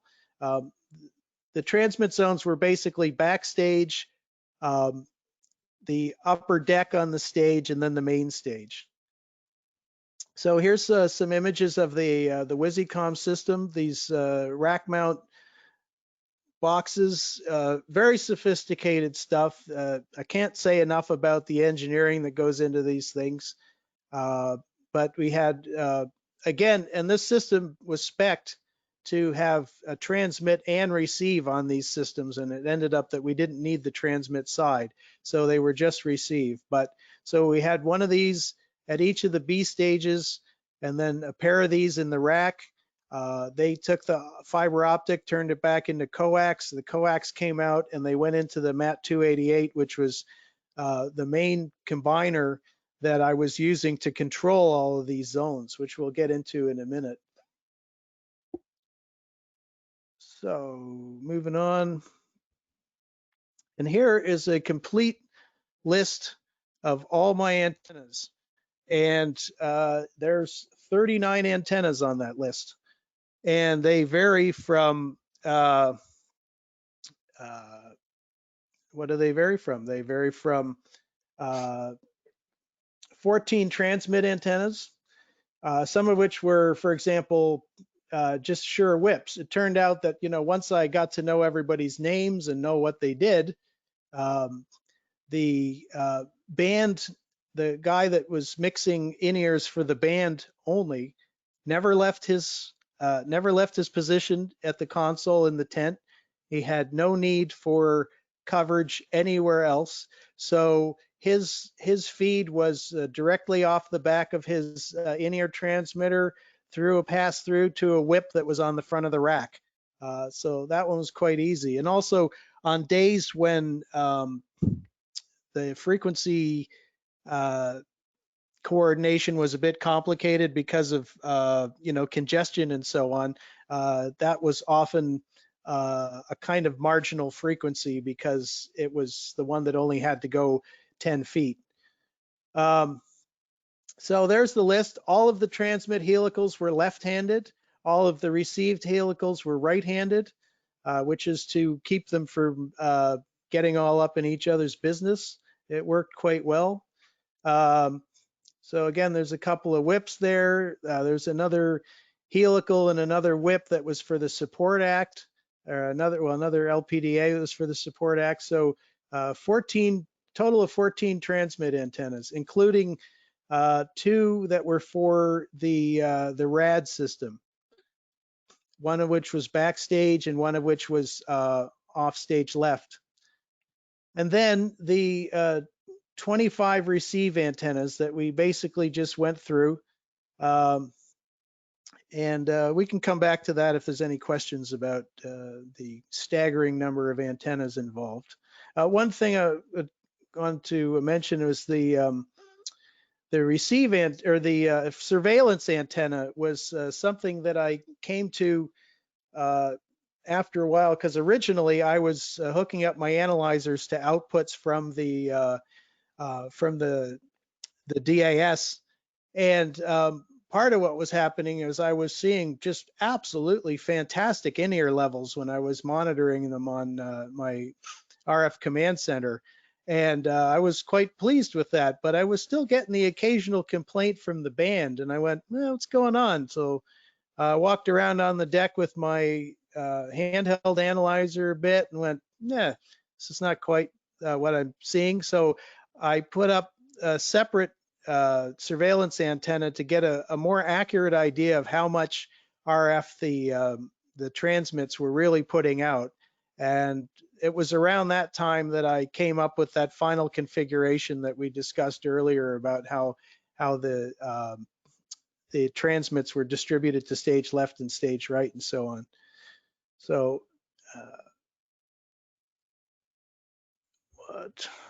there we go. So did you use any PWS or RF over fiber? No, I don't even think it was had been released at that point. Oh, okay. This the days. Okay. I've used it since, and I would gladly use it again. I quite like that system. So this is part of the thing about the discrete spaces that they were talking about when I showed up. And in this instance, you can see the video wall in what we call Jenga mode. And it's a little hard to make out, but this top level here along where my cursor is going that's where the band actually existed for most of the show. They came down on the deck for one medley, but the rest of the time they were up there. And also the main artist would go up there at some point. So we had to have receive coverage up there, and we had to have transmit coverage up there. Now, again, at the time, we weren't really sure like how much was passing through the video wall and how much wasn't. And so that's one of the reasons why we ended up with like separate transmit antennas up there. Did it work? Absolutely it worked. Was it necessary? Maybe, I don't know. It was just, as usual, once you actually get out there on the road, it's a little bit hard to find time to experiment and that sort of thing. But I will show you this helical that I've got here was for guest artists and a guest appearance out on one of the B stages. And it did, in fact, fire right through the video wall, and it did it with no problem whatsoever. Again, that was something that that I came up with later on in the tour. So, you know, could this have been done with fewer antennas? Probably. Was there time to experiment and figure that out? Not really. Do you have a drawing or of the transmit routing? Was it just downstage, upstage sort of thing, or? Yeah, downstage, upstage, basically. Yeah, so there's other pictures I'll get to in a minute. I don't know that we'll see them, but there was a pair of A5000s up on the deck. The other thing about this stage is it was V-shaped, with the V facing downstage. And as a result of that, there was virtually, this was one thing that was absolutely incontrovertible, is that there was no place where you could get a clear shot from stage right to stage left all the way across with any antenna. So that's one of the reasons why we had transmits on stage left and transmits on stage right, is because there was always kind of a shadow zone if you didn't do that. So the diversity scheme, back to the receive side for a minute. So the diversity scheme was basically AB, AB, AB, AB, AB times 8 all the way around. So so that at any given time, any transmitter would be between an A and a B receiver. It might not be in the same zone. So for example, if you were passing back and forth between backstage and on stage, you might be between backstage A and on stage B. Did you come into this gig sort of after it already been set up?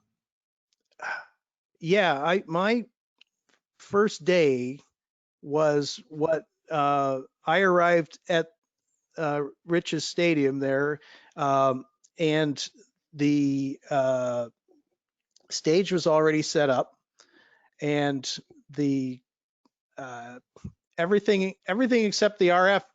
There hadn't really been any antennas run out or anything like that, but everything was basically set up. They had already been, I think, 5 weeks at Rock Lidditz, and had not been able to get the in-ear system working for that entire time, from what I was led to understand. What was the main thing about the in-ear system? Not enough level getting out on the stage?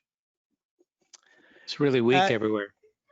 It's a bit more complicated than that. Well, and you corrected it by putting in the TX8. Pete, it's a bit more complicated than that, and I'm not really at liberty to go into more detail. So publicly. So anyway, that's kind of what I have to leave it there at that. But okay. Anyway, so the receive scheme was basically this sort of clockwork of AB, AB, AB antennas all the way around, and that worked quite well, actually. the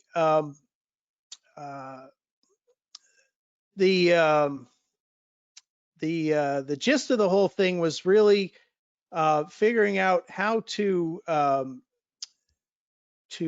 manage the attenuation to have smooth transitions between zones. And this was my first distributed antenna system with more than 2 zones. It was the first time I'd seen a MAT 288, and it all worked well. And if I had to do it again, there are things that I would do a lot more aggressively. I would probably attenuate more aggressively. I have different ways of determining the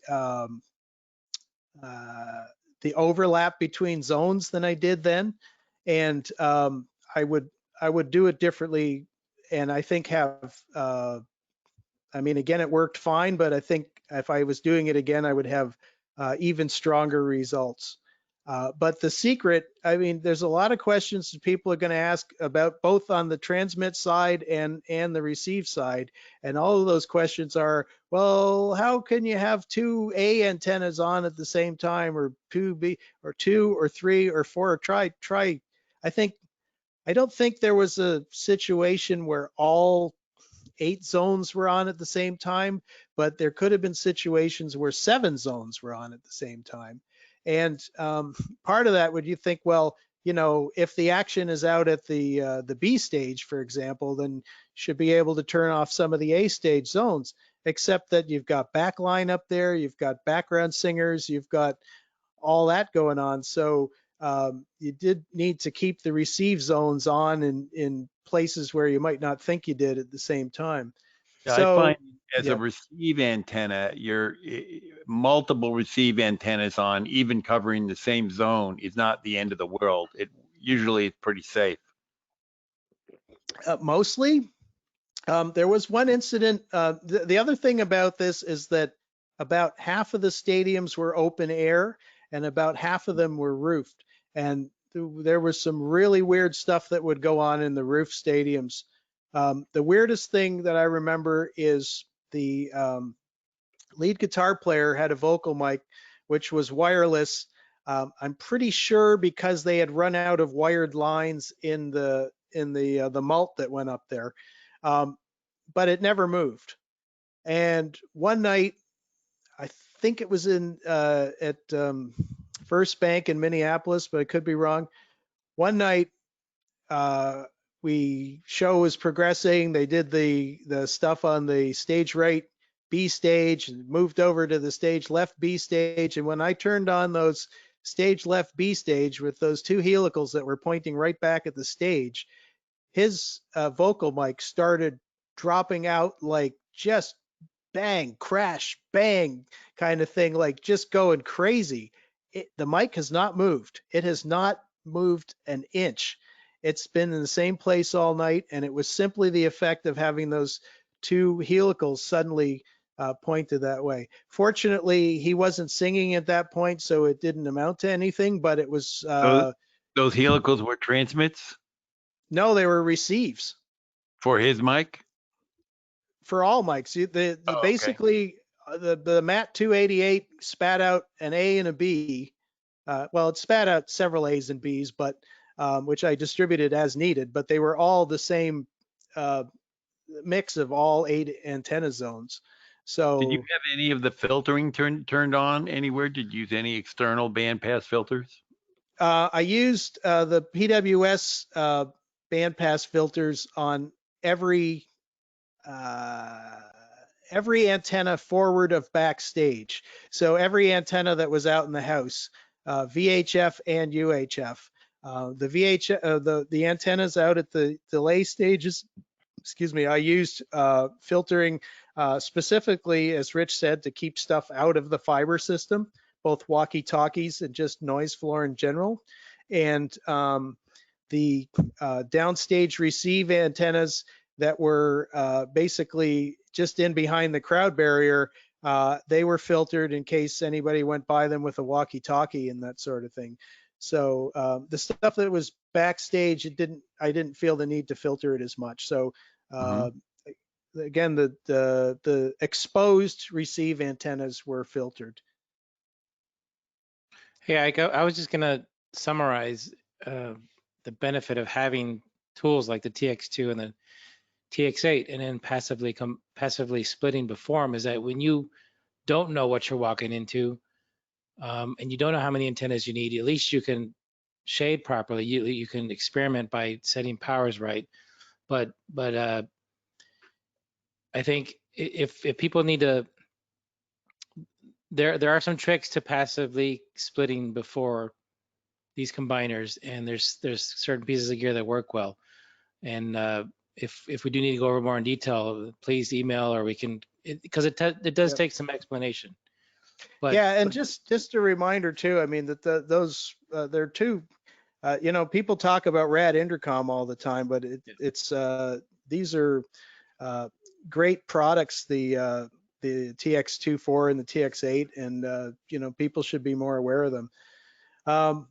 Thanks for that, Rich. Just moving on to our actual RAD intercom system. Here is a picture of not our RAD intercom system. This is a installation that Henry did in New York, and I'll just say that I happened to see it while I was on this tour over at MetLife. I got into New York one night and met up with Henry and saw this installation.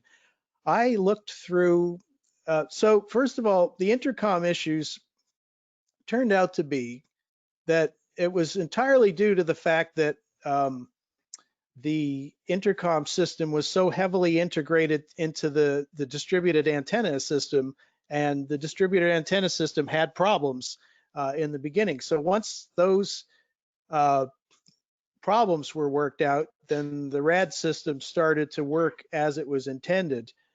We did have separate transmits, so the RAD transmits were not part of the other distributed transmit system. They had their own TX24. They had a backstage helical, a helical that was stage left that was to shoot out across the field.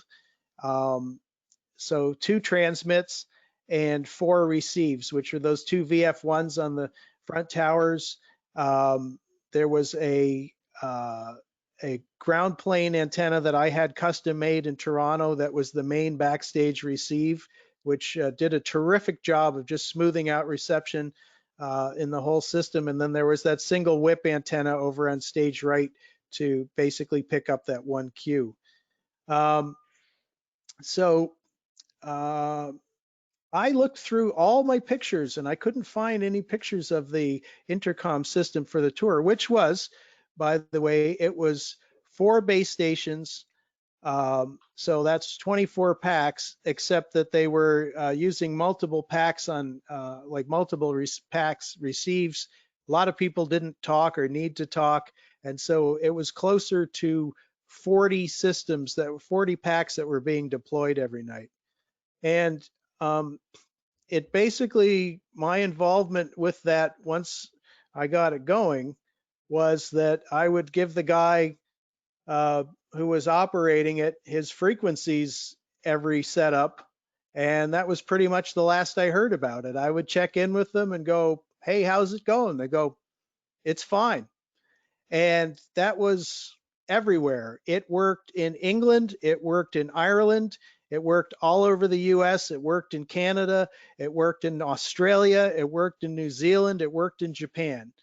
And again, I had a whole bunch of other stuff to take care of, and just generally I would just hand out frequencies in the morning and, you know, say how'd it go, and that was kind of the limit of my involvement with the intercom system. Once I got it working, there was just nothing else going. It was a very simple system, just two transmits and again a bunch of receives, and that was it.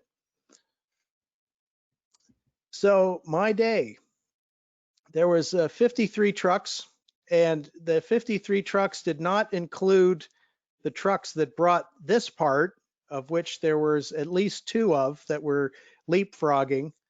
And that was, I forget, another 17 or 20 trucks or something like that.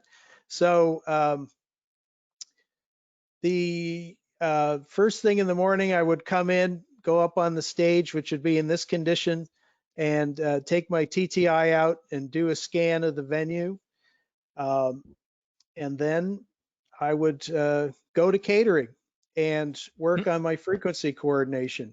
And each day the coordination was typically 100 plus frequencies. It would go up a little bit occasionally if we had support or guest artists or something like that, but typically with the band, with the intercom system, and with the support act, it was about 100 plus frequencies, just typically around somewhere 101, 106 kind of thing. So I would do a new coordination for every venue, a new workbench file, a new WSM file, a new RF command center file for every venue. And it usually take about an hour in the morning to do that. Then wander down to the stage around the time the trucks are tipping for the monitor section. This is the back of the rack. And that is, looks like it's set up somewhere where with one or two times where we didn't use the tent. So as you can see, there's a whole pile of cable there. That is on the right is all of the receive cables, and on the left is the transmit cables. You can just make out the fiber connections there. We were also we had networked the backline systems. I haven't really mentioned the backline systems a lot, but we were actually the main distributed antenna system was also for the backline. So we were sending an A and a B across the stage into Sennheiser ASA 3000, which was a distribution to all of the backline systems on stage right, and the ones on stage left came directly off my rack. So we were distributing backline. We were also, it was all networked, so we had network cables going to all the backline racks, and I could monitor all of that right at my position at RF. So once I had access to the rack and it was powered up, program all the new frequencies in, which with Workbench was 8 seconds. And with the Sennheiser stuff, it was longer because they had to be programmed. You can't write an offline WSM file, which I hate. But so I'd have to program them, test any cables, antennas, or other RF devices that had issues on previous show. I'd used my Anritsu spectrum analyzer with the tracking generator, and also had a rig expert to test the antennas. And we had to test the antennas a lot. We were outside. They got rained on quite a bit. And particularly the helicals, if they got damp, the VS word could change. And there was a few things that I had to do to them to make sure they were working properly. Set up my 3 analyzers and 2 laptops. One laptop was running IAS, Workbench, WSM, and RF Command Center, and the other one was running the WYSICOM, because there is functionality that you get by using the computer GUI that is, it's there on the front panel of the 288, but it's like 2 buttons to push to get to it instead of 1 kind of thing. The way I would use the different analyzers is my 3605, I would typically, after I'd done the daily scan, it would be set on like a 1 megahertz band, and I would look at individual frequencies on that. The MS2721, the Anritsu, which is a wider screen, and I would have typically all of the vocal mics would be on view in that. And then the Kaltman RF Command Center, I would set up with a wide scan of typically 470 to 670, which is, if you go over 200 kilohertz, you don't get the resolution, or megahertz, you don't get the resolution. So and I would typically keep all my frequencies in that range anyway. And it was fed from a separate surveillance antenna, as I mentioned earlier. This is the stage left antenna mast that I referred to earlier. The antenna on the left, the upstage one is the band, the downstage one is the artist and dancers. And this one over here is the RAD intercom system transmit. In this picture, you can just see the back of one of the downstage. Actually, that's not downstage. That's the end of the hammerhead. One of the receive antennas, the main receive antennas. Here's a picture of the rack. You can see all of the RAD stuff. I had all of the transmit stuff on the right-hand side of the rack and all of the receive on the left-hand side of the rack. That was a change that I made about partway through. Here's the monitoring. So wireless workbench, WSM, RF command center. You can see that the wide scan there. And also, again, a really cool feature of that system is that you can set up these individual monitoring panels for, in particular, I set it up for all of my transmits, my in-ears, the RAD, because it's the only thing that I've encountered that can allow you to individually monitor in-ear transmits, including listening to them. It's a great system for that. I can't say enough about it. And I have the last one, the last brand new one in the world, and it's for sale if anyone's interested. And line check. So I would look at every frequency in that 1 megahertz band to see what was around it. In this case, you can see that there's a transmit, and then it's right at the edge of a low power DTV channel. So I would look at that, and I would look at it on Workbench and on WSM. And one time, for example, we were blazing through sound check, and we checked one of the stage right guitars, and everybody heard guitar, and they went, "Okay, that's great, move on." I go, "Whoa, whoa, whoa, no, it's not right," because the guitar tech had basically leaned on the receiver, which did not have its antennas hooked up or the antenna cables hooked up, because I had a fill-in that day and he plugged into the wrong jack. So that was one of the things when I looked at Workbench, I saw 2 blue lights and no RF and went, oh, okay, that's wrong. At sound check, I would walk the deck with my TTI and with the 2 in-ear packs on engineer mode that I had with 16 mixes on them. I would check with the band. I did this, I made a point of doing this because, again, at the beginning, everybody was so freaked out about RF. Everybody was so unconfident that it was going to work. And I just wanted them to see me out there, be accessible to talk to if they needed, if they had, if they're hearing little anything, and to know that I actually cared about what was going on. And I think showing people that you care is absolutely the biggest thing to getting, getting stuff done out here. This image over here is 8 in-ears in 6 megahertz, which is something I regularly did. This lower one here, you might say, well, what's wrong with that one? Well, that one is the musical director who never left the upstairs band riser. So he's actually not in the transmits that are out on the deck. This last image here, just always kind of trying to gather more information, is I was just taking a measurement with that to see what the RF levels from the handheld transmitters, from the backup singers and so on, what that level was actually like as it got to one of the receive antennas.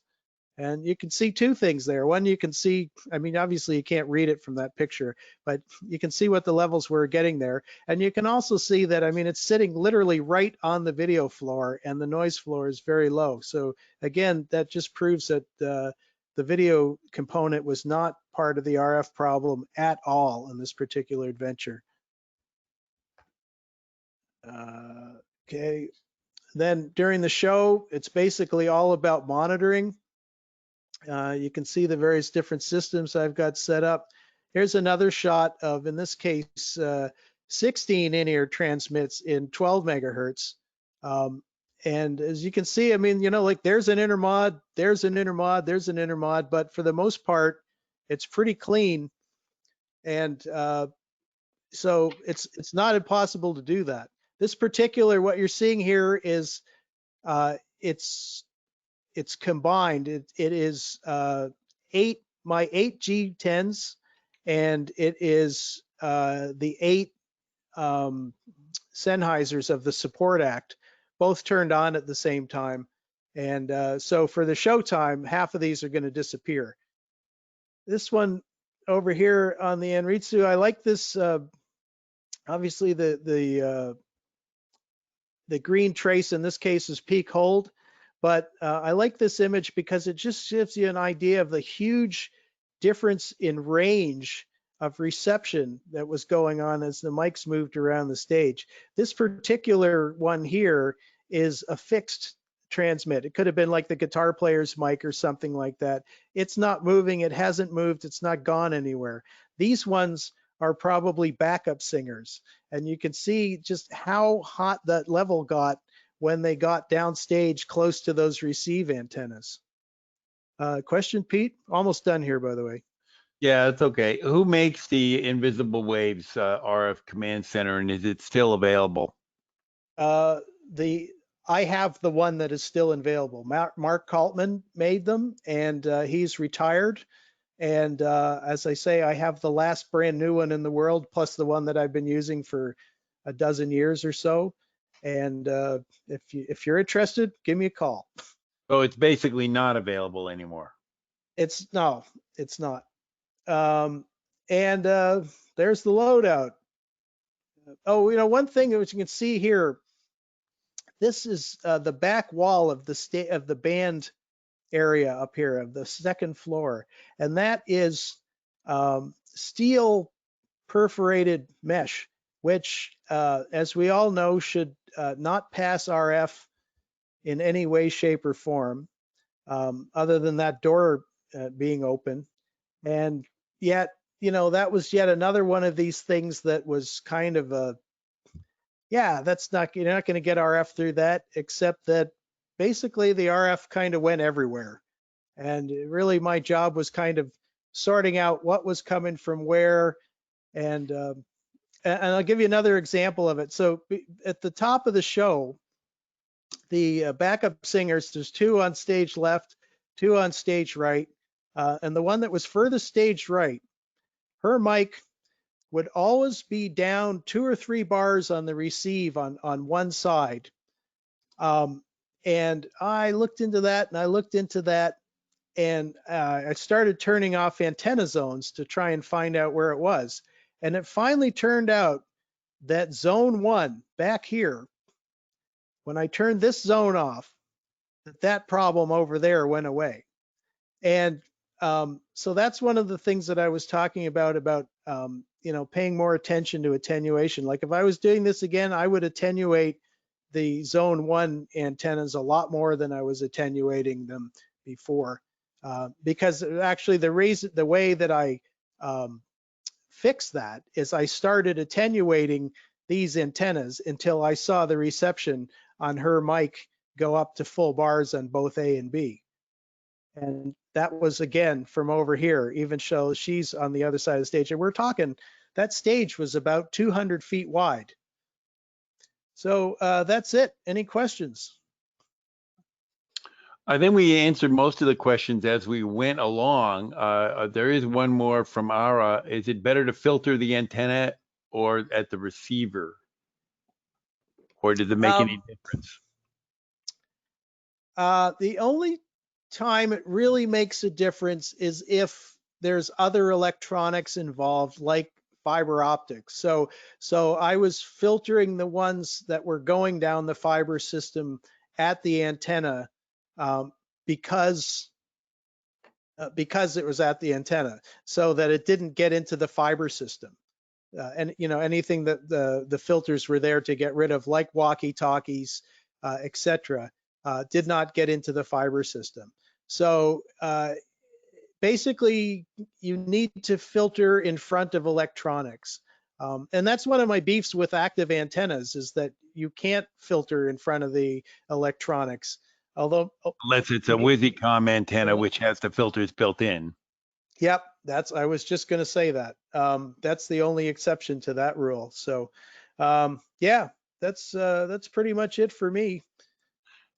Going back to the RF over fiber that Richard showed, Ara says, it's my understanding that transmit amplifiers are illegal. Henry, you want to chime in on that? Yeah, that's a Henry question. The amplifiers themselves are not illegal. It's the application of them in how you're doing and how you are integrating them into your system. So as long as you don't exceed the power levels enumerated in the rules, 250 milliwatts below below 608, in UHF 50 milliwatts, in VHF 20 milliwatts, 600 50 milliwatts if you're part 15. As long as you don't exceed those power levels going into the antenna, it's not an issue. The amplifiers can absolutely be used to make up for gain losses due to coax runs, splitters, any other passive components. On the filters that Richard used, how specific are they tuned, or are they agile filters, or just TV channel filters? Both.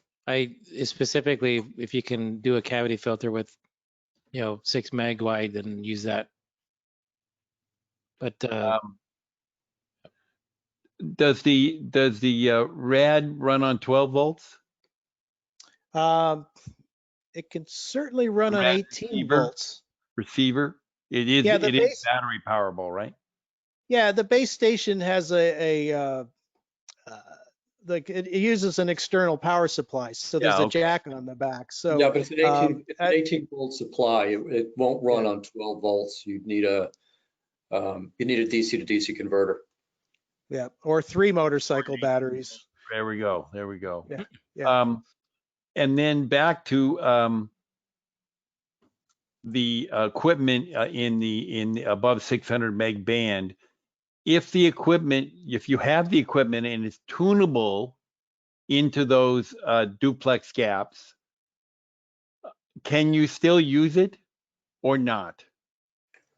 Well, if tuning to the duplex gap is not the problem. The problem is, does it tune to the reallocated bands? So does it tune to 630, 640, 650? Does it tune into the 660s, above 663, 670, 680?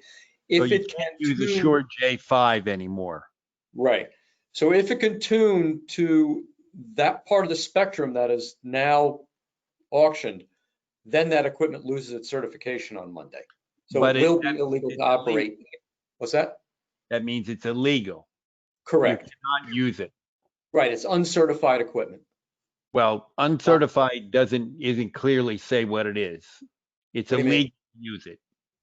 So in other words, like, even if you're trying to be a good RF citizen and not tune in the where you're not supposed to, even if you're only tuning into the duplex gap, right. if the manufacturer has not issued basically a firmware update that limits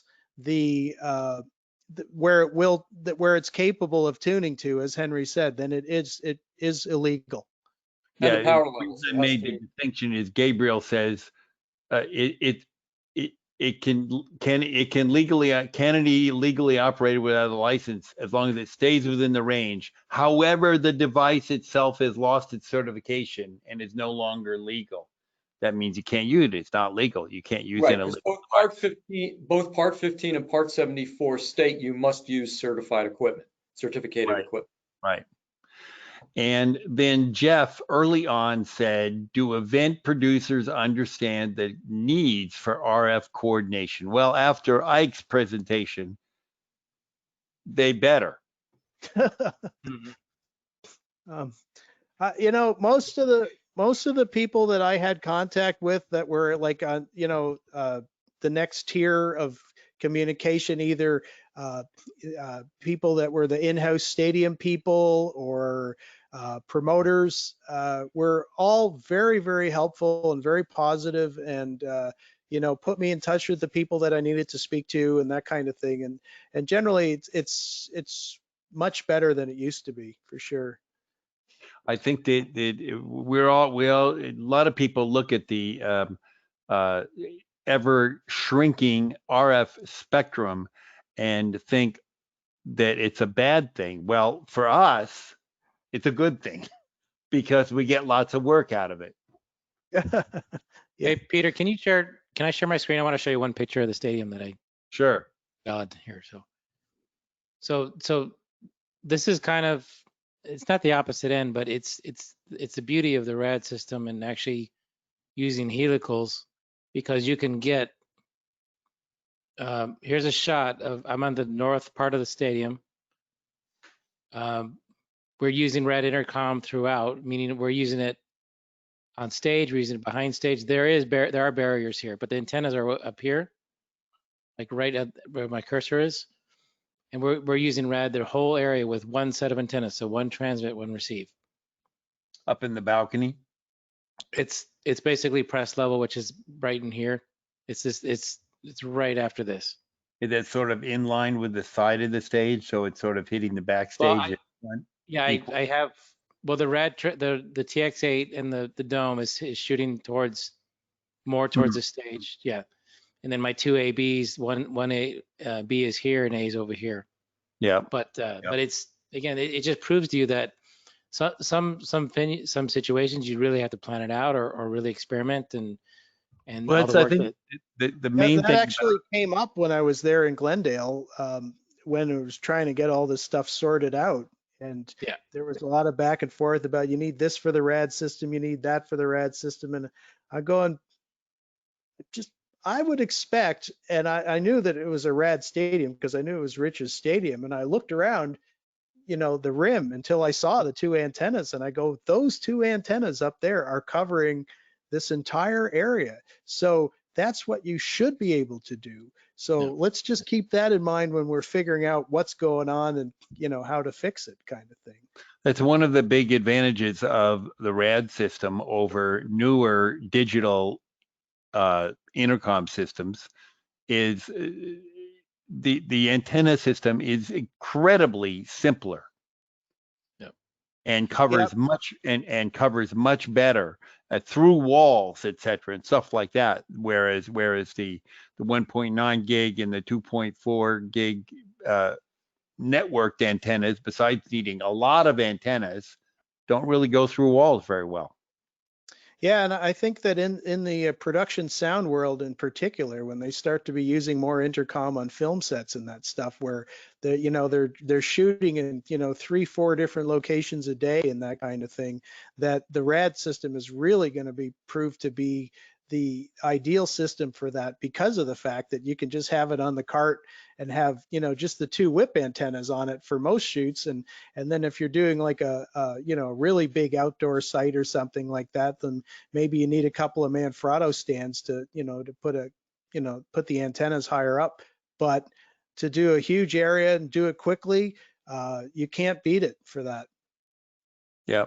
Just remind everyone to, if they have questions, Ike's situation versus mine, there are a lot of ways to do it. There's some good tricks that people should know, because it's once you get to do it a few times or understand it, it's not that hard. I mean, it's all experimenting with the different types of antennas and signal strength and all that stuff.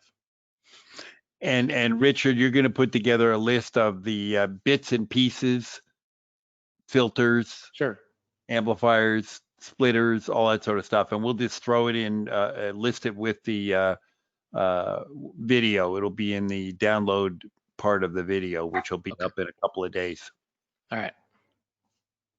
Other than that, what do we need more? We need more antennas. Got to have more antennas. Never enough antennas.